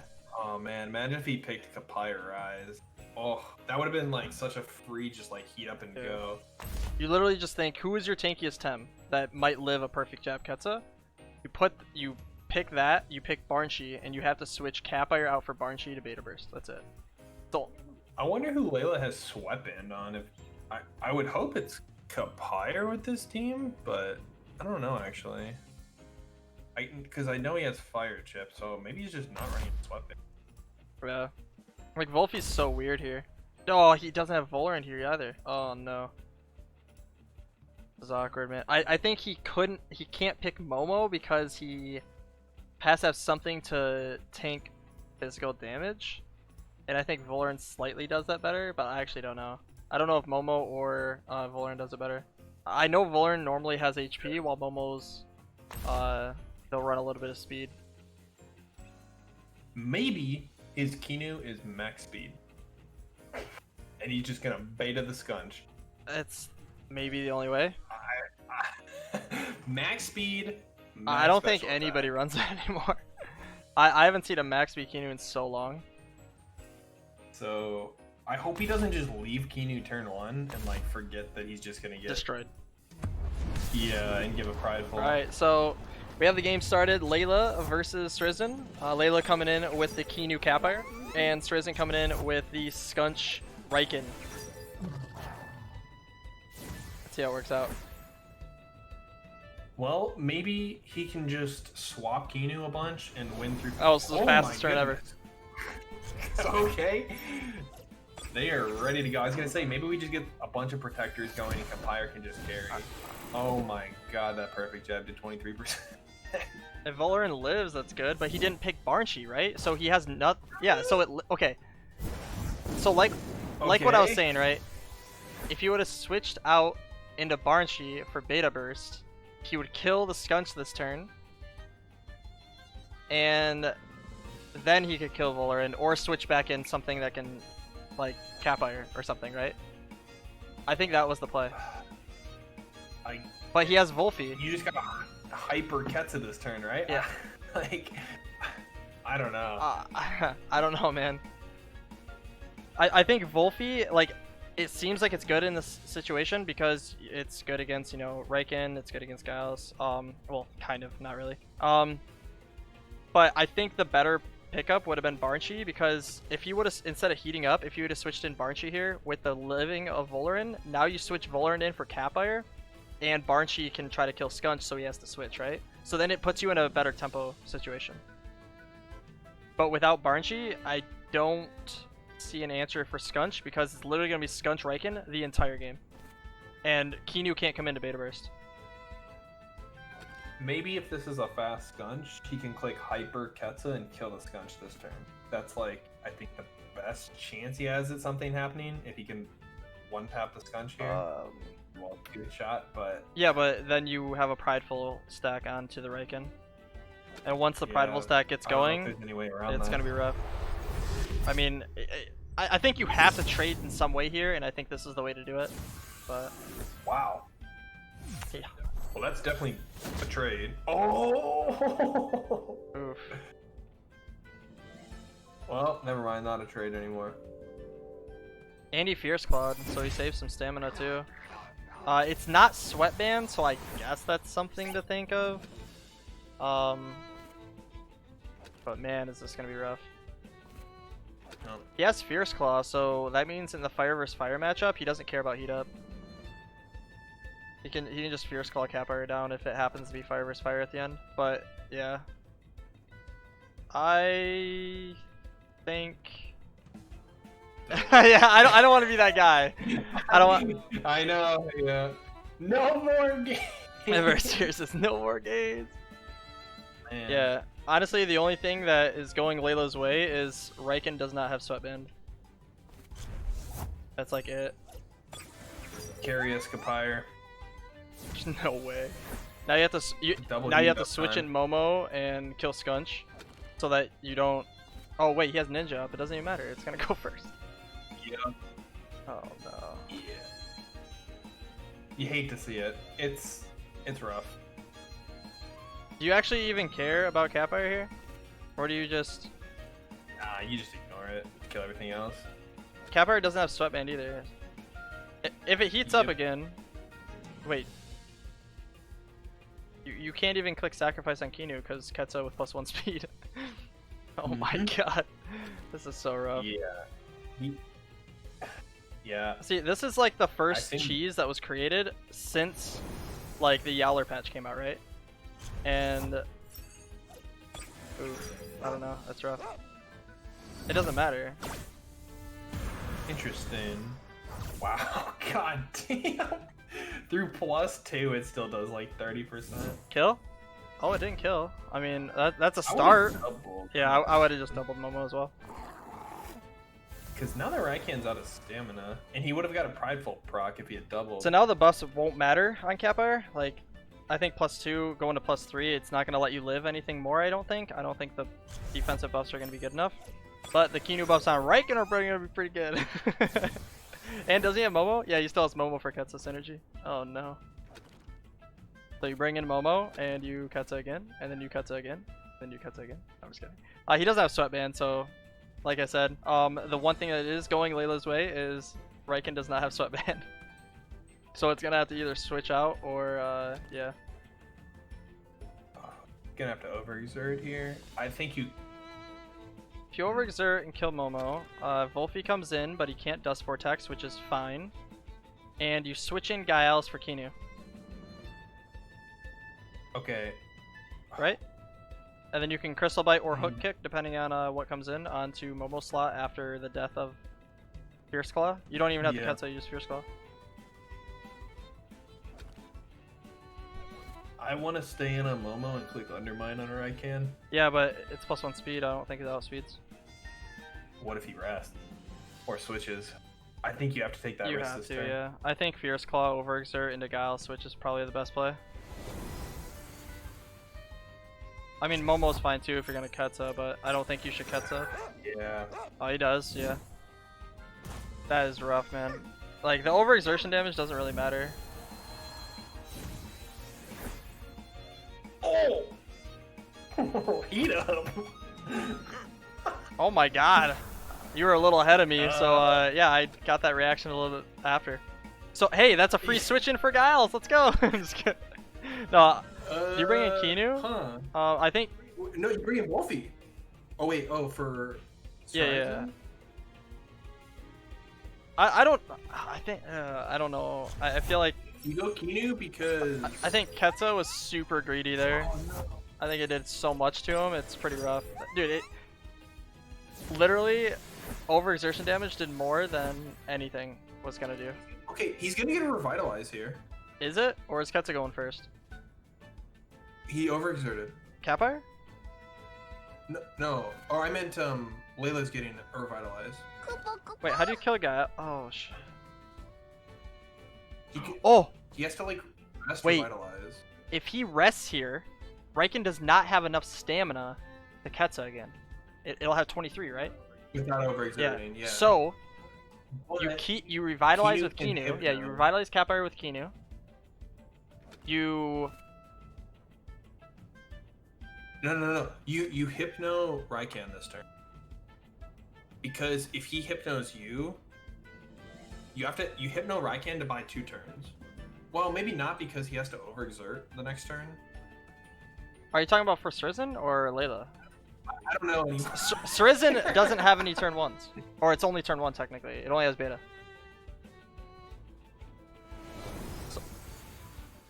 So this is a beta burst. Wait. Is Layla? Wait, Layla only has beta as well? I thought it switched in twice. Are you sure? I think they both only came in after death. Oh yeah, that's true. That's true. I actually did okay amount. That's 13% or 14%. Oh, he has no +1 speed. So Giles can actually hook kick here against Capire if it has some speed.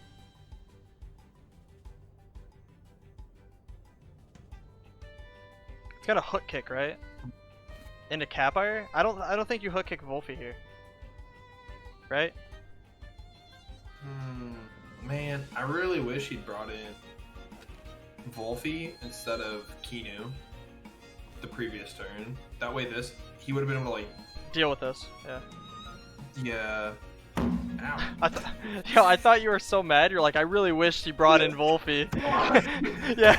He's in gap. You just smash your head. No, you're better than You that. smash your head on the keyboard.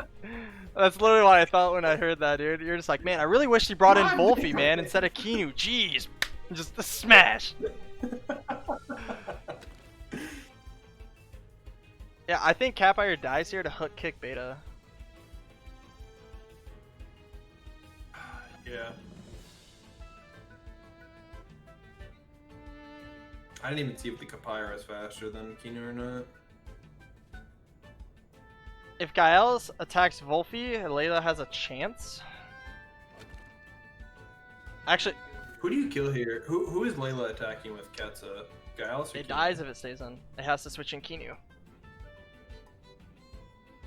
Hook kick beta kills before Ketsa goes off. Man, imagine if Wolfie had a Dust Vortex this turn. It does. It switched with Kinu. Because it... Dust Vortex It won't kill. But... And if it doesn't kill, then it doesn't matter. Because then it gets Sharp Stab off. Oh! He thought the Kinu switch in was coming. Oh! Did he throw here? I think he threw here. Oh no. Oh no, dude. He didn't overexert either. I don't know if I would have deleted the Kinu, but... Oh no, did he click DV on the Giles? If he did, it won't kill and they won't have anything to kill the Raikan with. Oh! No! It did kill it! Holy shit! Oh my god.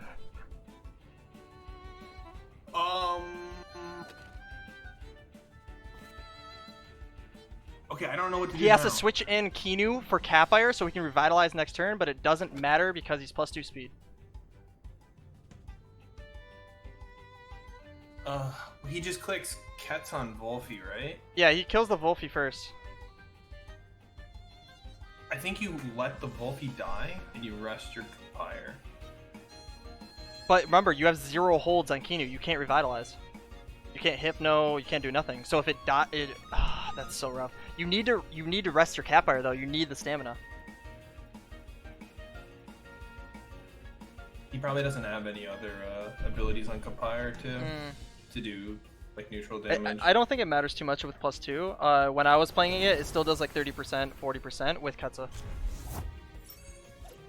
Even with this buff, I don't think it matters. He has Fierce Claw. So I think he's gonna go. Yeah. What? Okay. So he's going for the Kinu here to force the overexert next turn to kill the Wolfie. Yeah. I like this. If he overexerts, then double. Wait. Can he kill with 2 Ketzas? Wait, can he even Ketsa and Kapire without overexerting? I don't think so.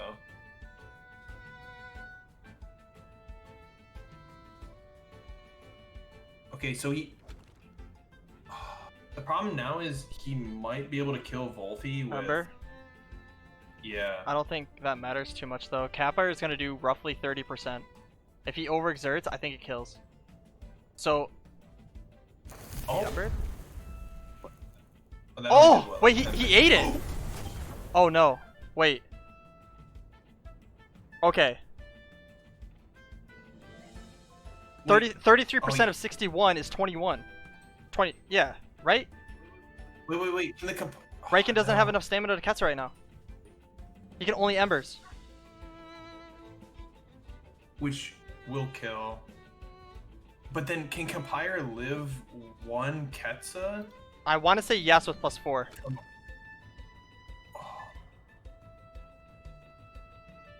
So then if he... can the Kapire click Ember this turn without overexerting? No, Probably it's not. 20% of 6. Normally they're running 21. Yeah, Raiken doesn't have enough stamina to use any moves besides Ember. So I think... And it doesn't have Flaming Meteorite to force a possible kill on Kapire. It only has Ketsa, so it's losing out on that damage. While Kapire...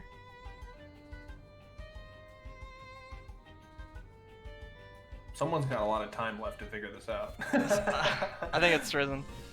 He was clicking his moves pretty quick. He has to... Oh, it does kill. Fierce Claw. Damn. Prideful Stack. Kapire rest. Meteorite? Meteorite? No. Okay. Raiken has to kill. I think it's Meteorite Ketsa. Wait. If he Fierce Claws? It's He rested. He rested. Now the... Kapire might be able to live. Wait, though, Last right? Rush didn't proc. Wait, what? Wait, Last Rush didn't proc. It said it, but it didn't give it the buff. Wait, what's the buffing? For Last Rush, +1 speed, +1 attack, +1 special. No, 50%. You gain 50% speed. Oh, attack. yeah. So, okay, guys, it's not bugged. You don't get a +1 on anything. It literally takes all of your attack and everything and then increases it by 50%. It's not bugged. Can Kapire live a Ketsa? Yes. With +4? I don't know. It's +4 attack, dude. But I want to say yes. But it's +4 defense. No, I think what he's trying to calculate is Fierce Claw or Ketsa. That's game! Oh! Oh! Oh my god, dude. Oh my god. GG, dude. Oh my god. We're going to the ace match. Who's the aces, dude? Who's the aces? It's gotta be a first ban. Oh, right. This is the Grumper that's faster / slower than not. Yeah, / slower. Alright, everybody. This is the ace match, game 9. It's Plat versus Sook, and whoever wins this game wins the all-star match between Team Goolder and Team Gary. Alright. Ban the ruler, pick Grumper. It's easy. Grump your way to the Grump your finals. way? I believe. Where's the Gary, man? Gary your way. It's Grump in time. No! Not. Oh, he has to. I don't think. Oh, man, he doesn't have any mentals. This is what happened last time, too. They banned the Yowler and they first picked Ruler. I mean, okay, so I think last time these two played, right? It was a few games ago. Plat versus Sook. I thought Plat had an advantage in the game, and then there was the one turn that kind of switched it around, right? I think that was the one where I'm like, I don't want to say this is over. Yeah. And then it's like, wait a minute, Sook Yeah. Sook's got the lead. So there was one turn that definitely switched it around to where it let Sook win, right? So, yeah. See, I actually don't know the speeds, but like maybe this would be okay if Sook had a 1 SV Goolder and he could like bamboozle his Grumper before the Roller Stone Ball, but I don't even know if it gets faster. And also another thing to think about, Plat knows the Grumper is actually slower, so he doesn't care if he picks Goolder here. Yep. So he knows the Bamboozle goes off first, and then the Grumper. And yeah, You gotta go Calibus here, I guess. It's so weird. Yeah. But I understand it. You need something slower than 2-Vine, absolutely. So I mean, this works. You double the Naga turn 1, Ink, Crystal Plume, and you could look to ban out like Ruler or Raikan maybe, and then you get a big hit turn 1. I know it sounds weird, I just randomly thought about it. He needs wins on his team, right? Like Sook does? I know it sucks picking Whiplump turn 1, but do you think picking Whiplump turn 1 and letting him have the Naga Goolder, and then switching out the Whiplump, or even Cold Breezing to break the Bamboozle for Crystal Plume Gatling? Do you think that's bad, or okay, or terrible, or what? Nah, I think he can't.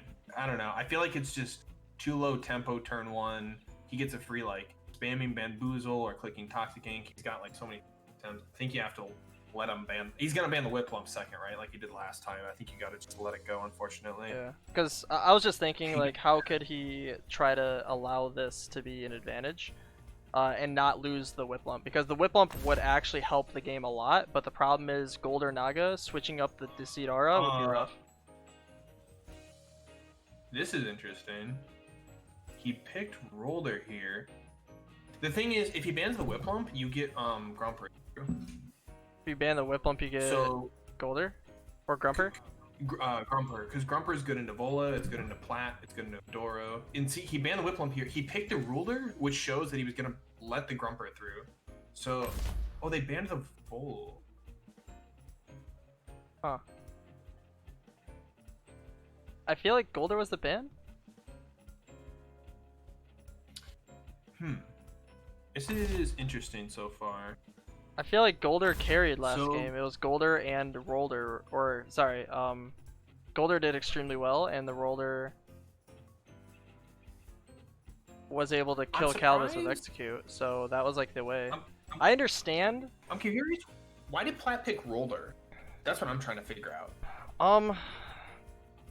He was afraid of it getting banned, so he had to first pick it? I think that's what he's thinking. Because this turn 1 is pretty good for Sook. Yeah. I personally think the same thing, just because, like, exactly what I was saying about Whiplump being banned. Like, do you think he would do this because he knows this is going to be banned? Maybe he did that with the Roller. I think he knows it's going to be banned. But yeah, I think he could have... I don't know, man. Oh, don't pick OCR. Pick Momo here for sure. Yeah, this is a Momo. Yeah. Yeah. Alright, so, game ace match 9. Let's go. Plat versus Sook. 2-Vine Calibus on Sook's side. And we have on Plat's side Naga Roller. So we already know the Stone Ball is going to be coming in. Now the question is on who, which obviously it'll be 2-Vine slot. But what is Naga going to do on this situation? Do you want to keep it in? Obviously not. Now what are you going to switch to? I think Sook obviously should know this Naga is going to switch. So you could play super greedy on this turn. If you think the Goolder is going to come in, you can just Feather Gatling. I think this is always a Toxic Ink Feather Gatling. Yeah. Because he could look to bring in Raikan for the synergy on Stone Ball, and you're going to get burned, so you're going to do less damage, but either way, I think it's fine. That's going to be your best I bet. agree. But if he brings in Raikan here, he's bringing in 2 Tems weak to Calibus. Like, Calibus is going to start, like, throwing out some water moves, so... I don't know if you want to bring in Raikan. I mean, it looks like he's going to, but he's going to have to... I really hope he clicks Feather Gatling here. I hope so too. I feel like it's just such an easy situation to know what's going to happen. You can just click Feather Gatling every time. Like, you know Toxic Ink is the play, and then hopefully it's not Crystal Plume. Okay, there, yeah. So nice. Sook definitely knows. Very good. Getting the damage that's needed on the Raikan as well. Doing this to Raikan also, Calibus kills the Raikan, but it's gonna get a Ketsa off. So if Ketsa's gonna come through, do you switch in a Grumper? Do you switch in Momo? And if you switch in a Grumper and you Stone Ball with Roller onto 2-Vine slot, that's rough. If you switch in Momo, Ketsa and a Stone Ball is still rough. If you switch in Giles, that's a dead Giles. So I think the damage with Ketsa and Stone Ball is the play. Now it's like, who's gonna eat it? Who do you want to die, right? Riken's probably dead here to Aqua Stone or whatever it has for its turn 1. Ice Stalactite, I think it is. Because the Toxic proc is just gonna kill the rest of the HP if it does live, right? So this is gonna sound crazy, but you might actually just leave in Two-Vine. I mean, I don't think it's crazy. You have to think of who do you want to die. You go Momo though, right? Yeah, you have to. The problem I have with Momo here is, I guess we'll see. Calamus should be able to kill the Raikan, clean it up, and then he can bring in Naga, but he has to bring it into a Calamus. Yeah, right? but So, no, the thing about this is Momo lives the Stone Ball, right? right. That's really, really strong because now Wait, so now he has to go Naga, right? he either has to go Naga or Because- Platimus. And if he goes Plat, okay, so he goes Naga, so he's going into a Toxic Ink, right? So he has to He either can switch. switch. He- But the Ruler's out of stamina. This Calamus is looking to once again take over the game, which is exactly what I happened think last Platimus time. was definitely a better answer, only because Momo, I'm pretty sure he has, like, Platimus is fast, base speed, and I think it could outspeed the Momo. I don't know, I don't remember if Sook had speed on it or not. If they were, like, paying attention to all the TV spreads from before, I'm pretty sure Sook didn't have speed, but I guess Roller's getting all of the, I don't know. You don't, I really like switching Momo to Two-Vine here, I think, and like clicking Toxic Ink on Naga, I think, because then Two-Vine can threaten like anything. If he tries to like switch Naga to Plat or something, because because it's like the Roller's not staying, right? He's going to like Goolder or something. he should, and does that mean Naga's gonna eat a Toxic Ink? It should, yeah. He could do a double swap, but if you bring in Two-Vine, then you're facing a Goolder Platimus with Two-Vine, but I guess he has Whirlwind at that point. Honestly, you could just go Grumper this turn. The Ruler's out of stam, it's probably switching out, and it's not going to be back for I a think while. you're switching in Goolder and you're beta bursting the Momo. Yeah, so the problem is if you go Grumper, it's... Oh. Yep, there's the Platimus. Hmm. Oh, man. I wonder if he just clicked Undermine this. Wait, he left in with me. Momo. Oh! Stampede. Did he go Water or Ink? He went... Oof. I mean, that Ruler is at half health from overexertion and one toxic tick. Yeah. I mean, it was a big overexertion Uh, with Stampede. This is a pre-Grumper or Gaialan? You know Roller's gone. I don't. You It's don't want a overexerted, Grumper so- because Aquatic Whirlwind's gonna hit hard. True. I can understand Q-Line. Well, this is only good if Two-Vine can live the Whirlwind, right? I think it's close because I don't think it has a lot of special attack on Plat's side, if I remember correctly. Calibus is also out of stamina. Yeah. If he needs to, he can actually strangle and switch. I don't know if that's a good play or not, but it's something. I like Strangle this turn. I think... What are you setting up though is the question. I know, I'm trying to think, like, if you strangle Feather Gatling the Plat, and he tries to swap out, like, Ruler for Goolder or Naga, you should get another attack off of Two-Vine the next turn, I think. Oh, he's gonna go for the switch. The Gauss makes sense. You still have Crystal Bite, you also have Hook Kick, I like it. and He's leaving the Ruler. it was Aquatic Bullet Hell, it wasn't Aquatic Whirlwind. Oh, this is gonna be big Feather Gatling damage then. Ooh. Wait, that's not HP defense, that's HP special attack then. Yeah, so it's... Because we saw it got hit hard by both special and physical moves, you know? Huh. Okay, well now... He still has Aquatic Whirlwind up, so he can kill Two-Vine before he dies. I mean, I gotta assume he has it. I don't know why he didn't... I think he thought his Platimus wasn't gonna die this turn, and he had to make sure he was faster than everything next turn. So I think that's why Aquatic Bullet held. He probably thought that also the Aquatic Whirlwind would not kill Tuvine, which I don't think it would have. All he has to do is kill this Ruler, and Grumper is looking... Well, we'll see. Naga does not have Fury up, right? It didn't click beta or anything. Yeah, it came in on a death switch in, right? Yeah, so... Man. He left the Ruler. I'm really surprised about that. I feel like that was like way too low Does tempo Hook there. Kick kill here? The Roller. Kill the Ruler? Yeah. I don't know the base I defense mean, of Roller, so... It should just kill an 8. Honestly, it's close. Ruler has pretty chunky Because if it can live, you can just Stoneball the Guile so that you can put everything to like really low HP. But also... Okay. Wait, so if he's doing this, is he just going to Crystal Bite the Platymus spot? Right? So that his Calibus tanks the Aquatic? Oh, he went on the... He did what? No way. This is really good for Yeah, Sue. because you do need the execution for Calibus, correct? Yeah, now his Calibus back in. All he does is click Crystal Bite on the Platymus. Because and the Platymus dies because it doesn't have Whirlwind and he can't switch to Naga. Who's faster, Platymus or Giles?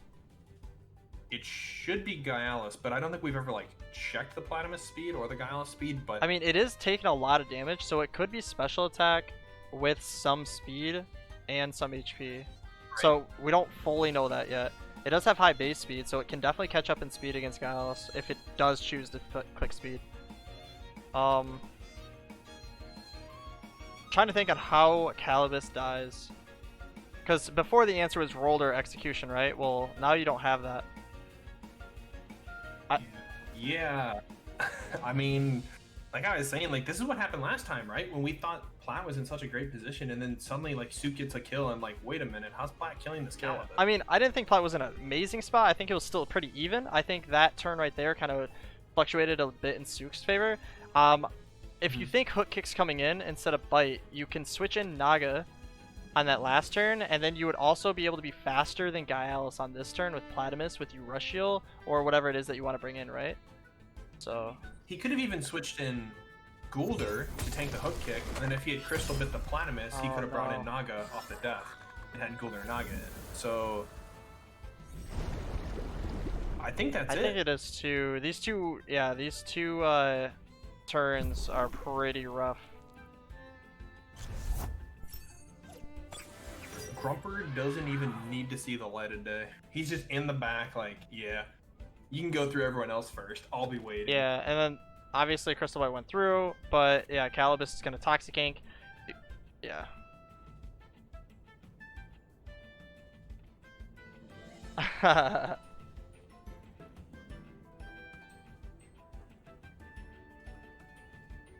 Like, you have to kill Calibus, but at the same time you can't let... We do know it's attack Cali, so it has less special defense, which means Beta Burst is going to do a decent amount of damage here, and Harmful Lick might be able to kill if... I'm pretty sure Naga goes after Calibus, though. He has to be... I think you have to spam Bamboozle every turn. But I don't know. If force Suke to double every turn? I think what you have to do here is Bamboozle so that he can only deal damage with Sharp Stab. And then you Beta Burst the Calibus, or whatever deals the most damage to it, which is Beta Burst. And then you have the Harmful Lick to kill the Calibus before you... I don't know, because you have to Bamboozle, but you have to kill Calibus. So Plat might be okay. If he Betas Gialis this turn, and then Psy Surges it next turn, and he keeps bamboozling the Toxic Kings, all he's gonna get is a sharp... Oh! I think this is okay. If it... Yeah, I think... oh, okay. He has to kill something every single turn, otherwise he loses. Yeah. That's what I was trying to say. And he might be able to. With Madness buff, yes. And living that with 3%, maybe. But yeah, like I said, he has to kill something every turn and Bamboozle every turn. And that means he has to make sure Naga's Fury is up against Grumper. Or have Grumper be the last Tem. The question is, will Naga run out of stamina? True. It does not have Sweatband. We don't actually know the item that's on it. I don't think we ever found out what was on Naga. Alright, good luck. I think he needs a side surge every turn he possibly can to save stamina. Gyalis needs to double gash. He Naga's period, which means he brings in Grumper. Actually, Beta Burst kills Calibus. Wait, why did he... Yeah, I guess that's right. He should be fine now, right? Oh, dude, if he had Strangle... Strangle actually wins, yeah. Oh, don't tell me he doesn't have it. We've seen Toxic Ink, Ice Stalactite, Water Jet. Skink. Yeah. We haven't seen Tsunami, so we don't know. Oh my god. So he has to Bamboozle and Beta Burst the Calibus, and if it's Strangle, that is disgusting. He doesn't have it! No, dude! Side Surge has to kill Calibus, otherwise he wins. Oh.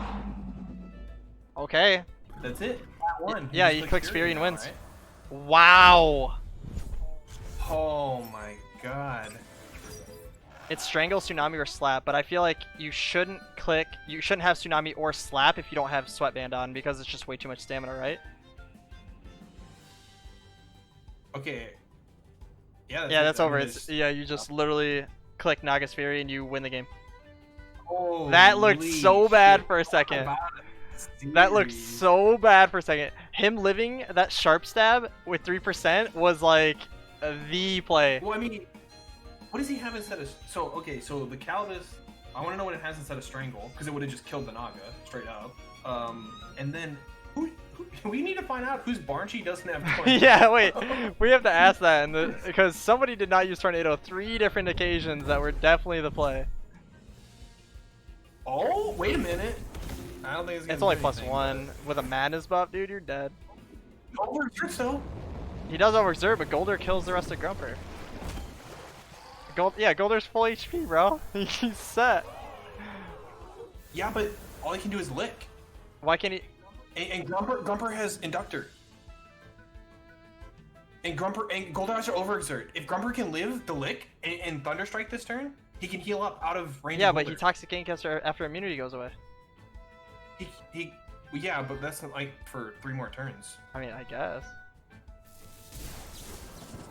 That did 25%. He only needs 4 Thunderstrikes. Oh no, it's not 25. It's 24.9, which means he's gonna live with 1 HP on the 4th one. He has to do it 5 times, right? Or am I wrong? Right? Pretty sure I'm wrong, or I'm pretty sure I'm right. Oh, it's... Unless he has some sort, unless he has DC beam, I don't think this game is going anywhere. Just so he can't run out of stamina, dude. Dude, it got even closer. Holy. Yeah, it's gonna live with 1 HP on the 4th hit. It's gonna be at 0.4. Well, it's got exhaustion now too, so... Imagine if he was Cowards, right? Imagine if he was Cowards, Raz. Oh, man. Oh, man. Just Thunderstrike him one more time. Just do it. Make it as close as possible. Eek stone. Yeah! Nice. Oh Yo, GG, God, dude. That bro. game was so sick. Yo, there's some amazing games today. Wow. Yo, Team Goolder wins it.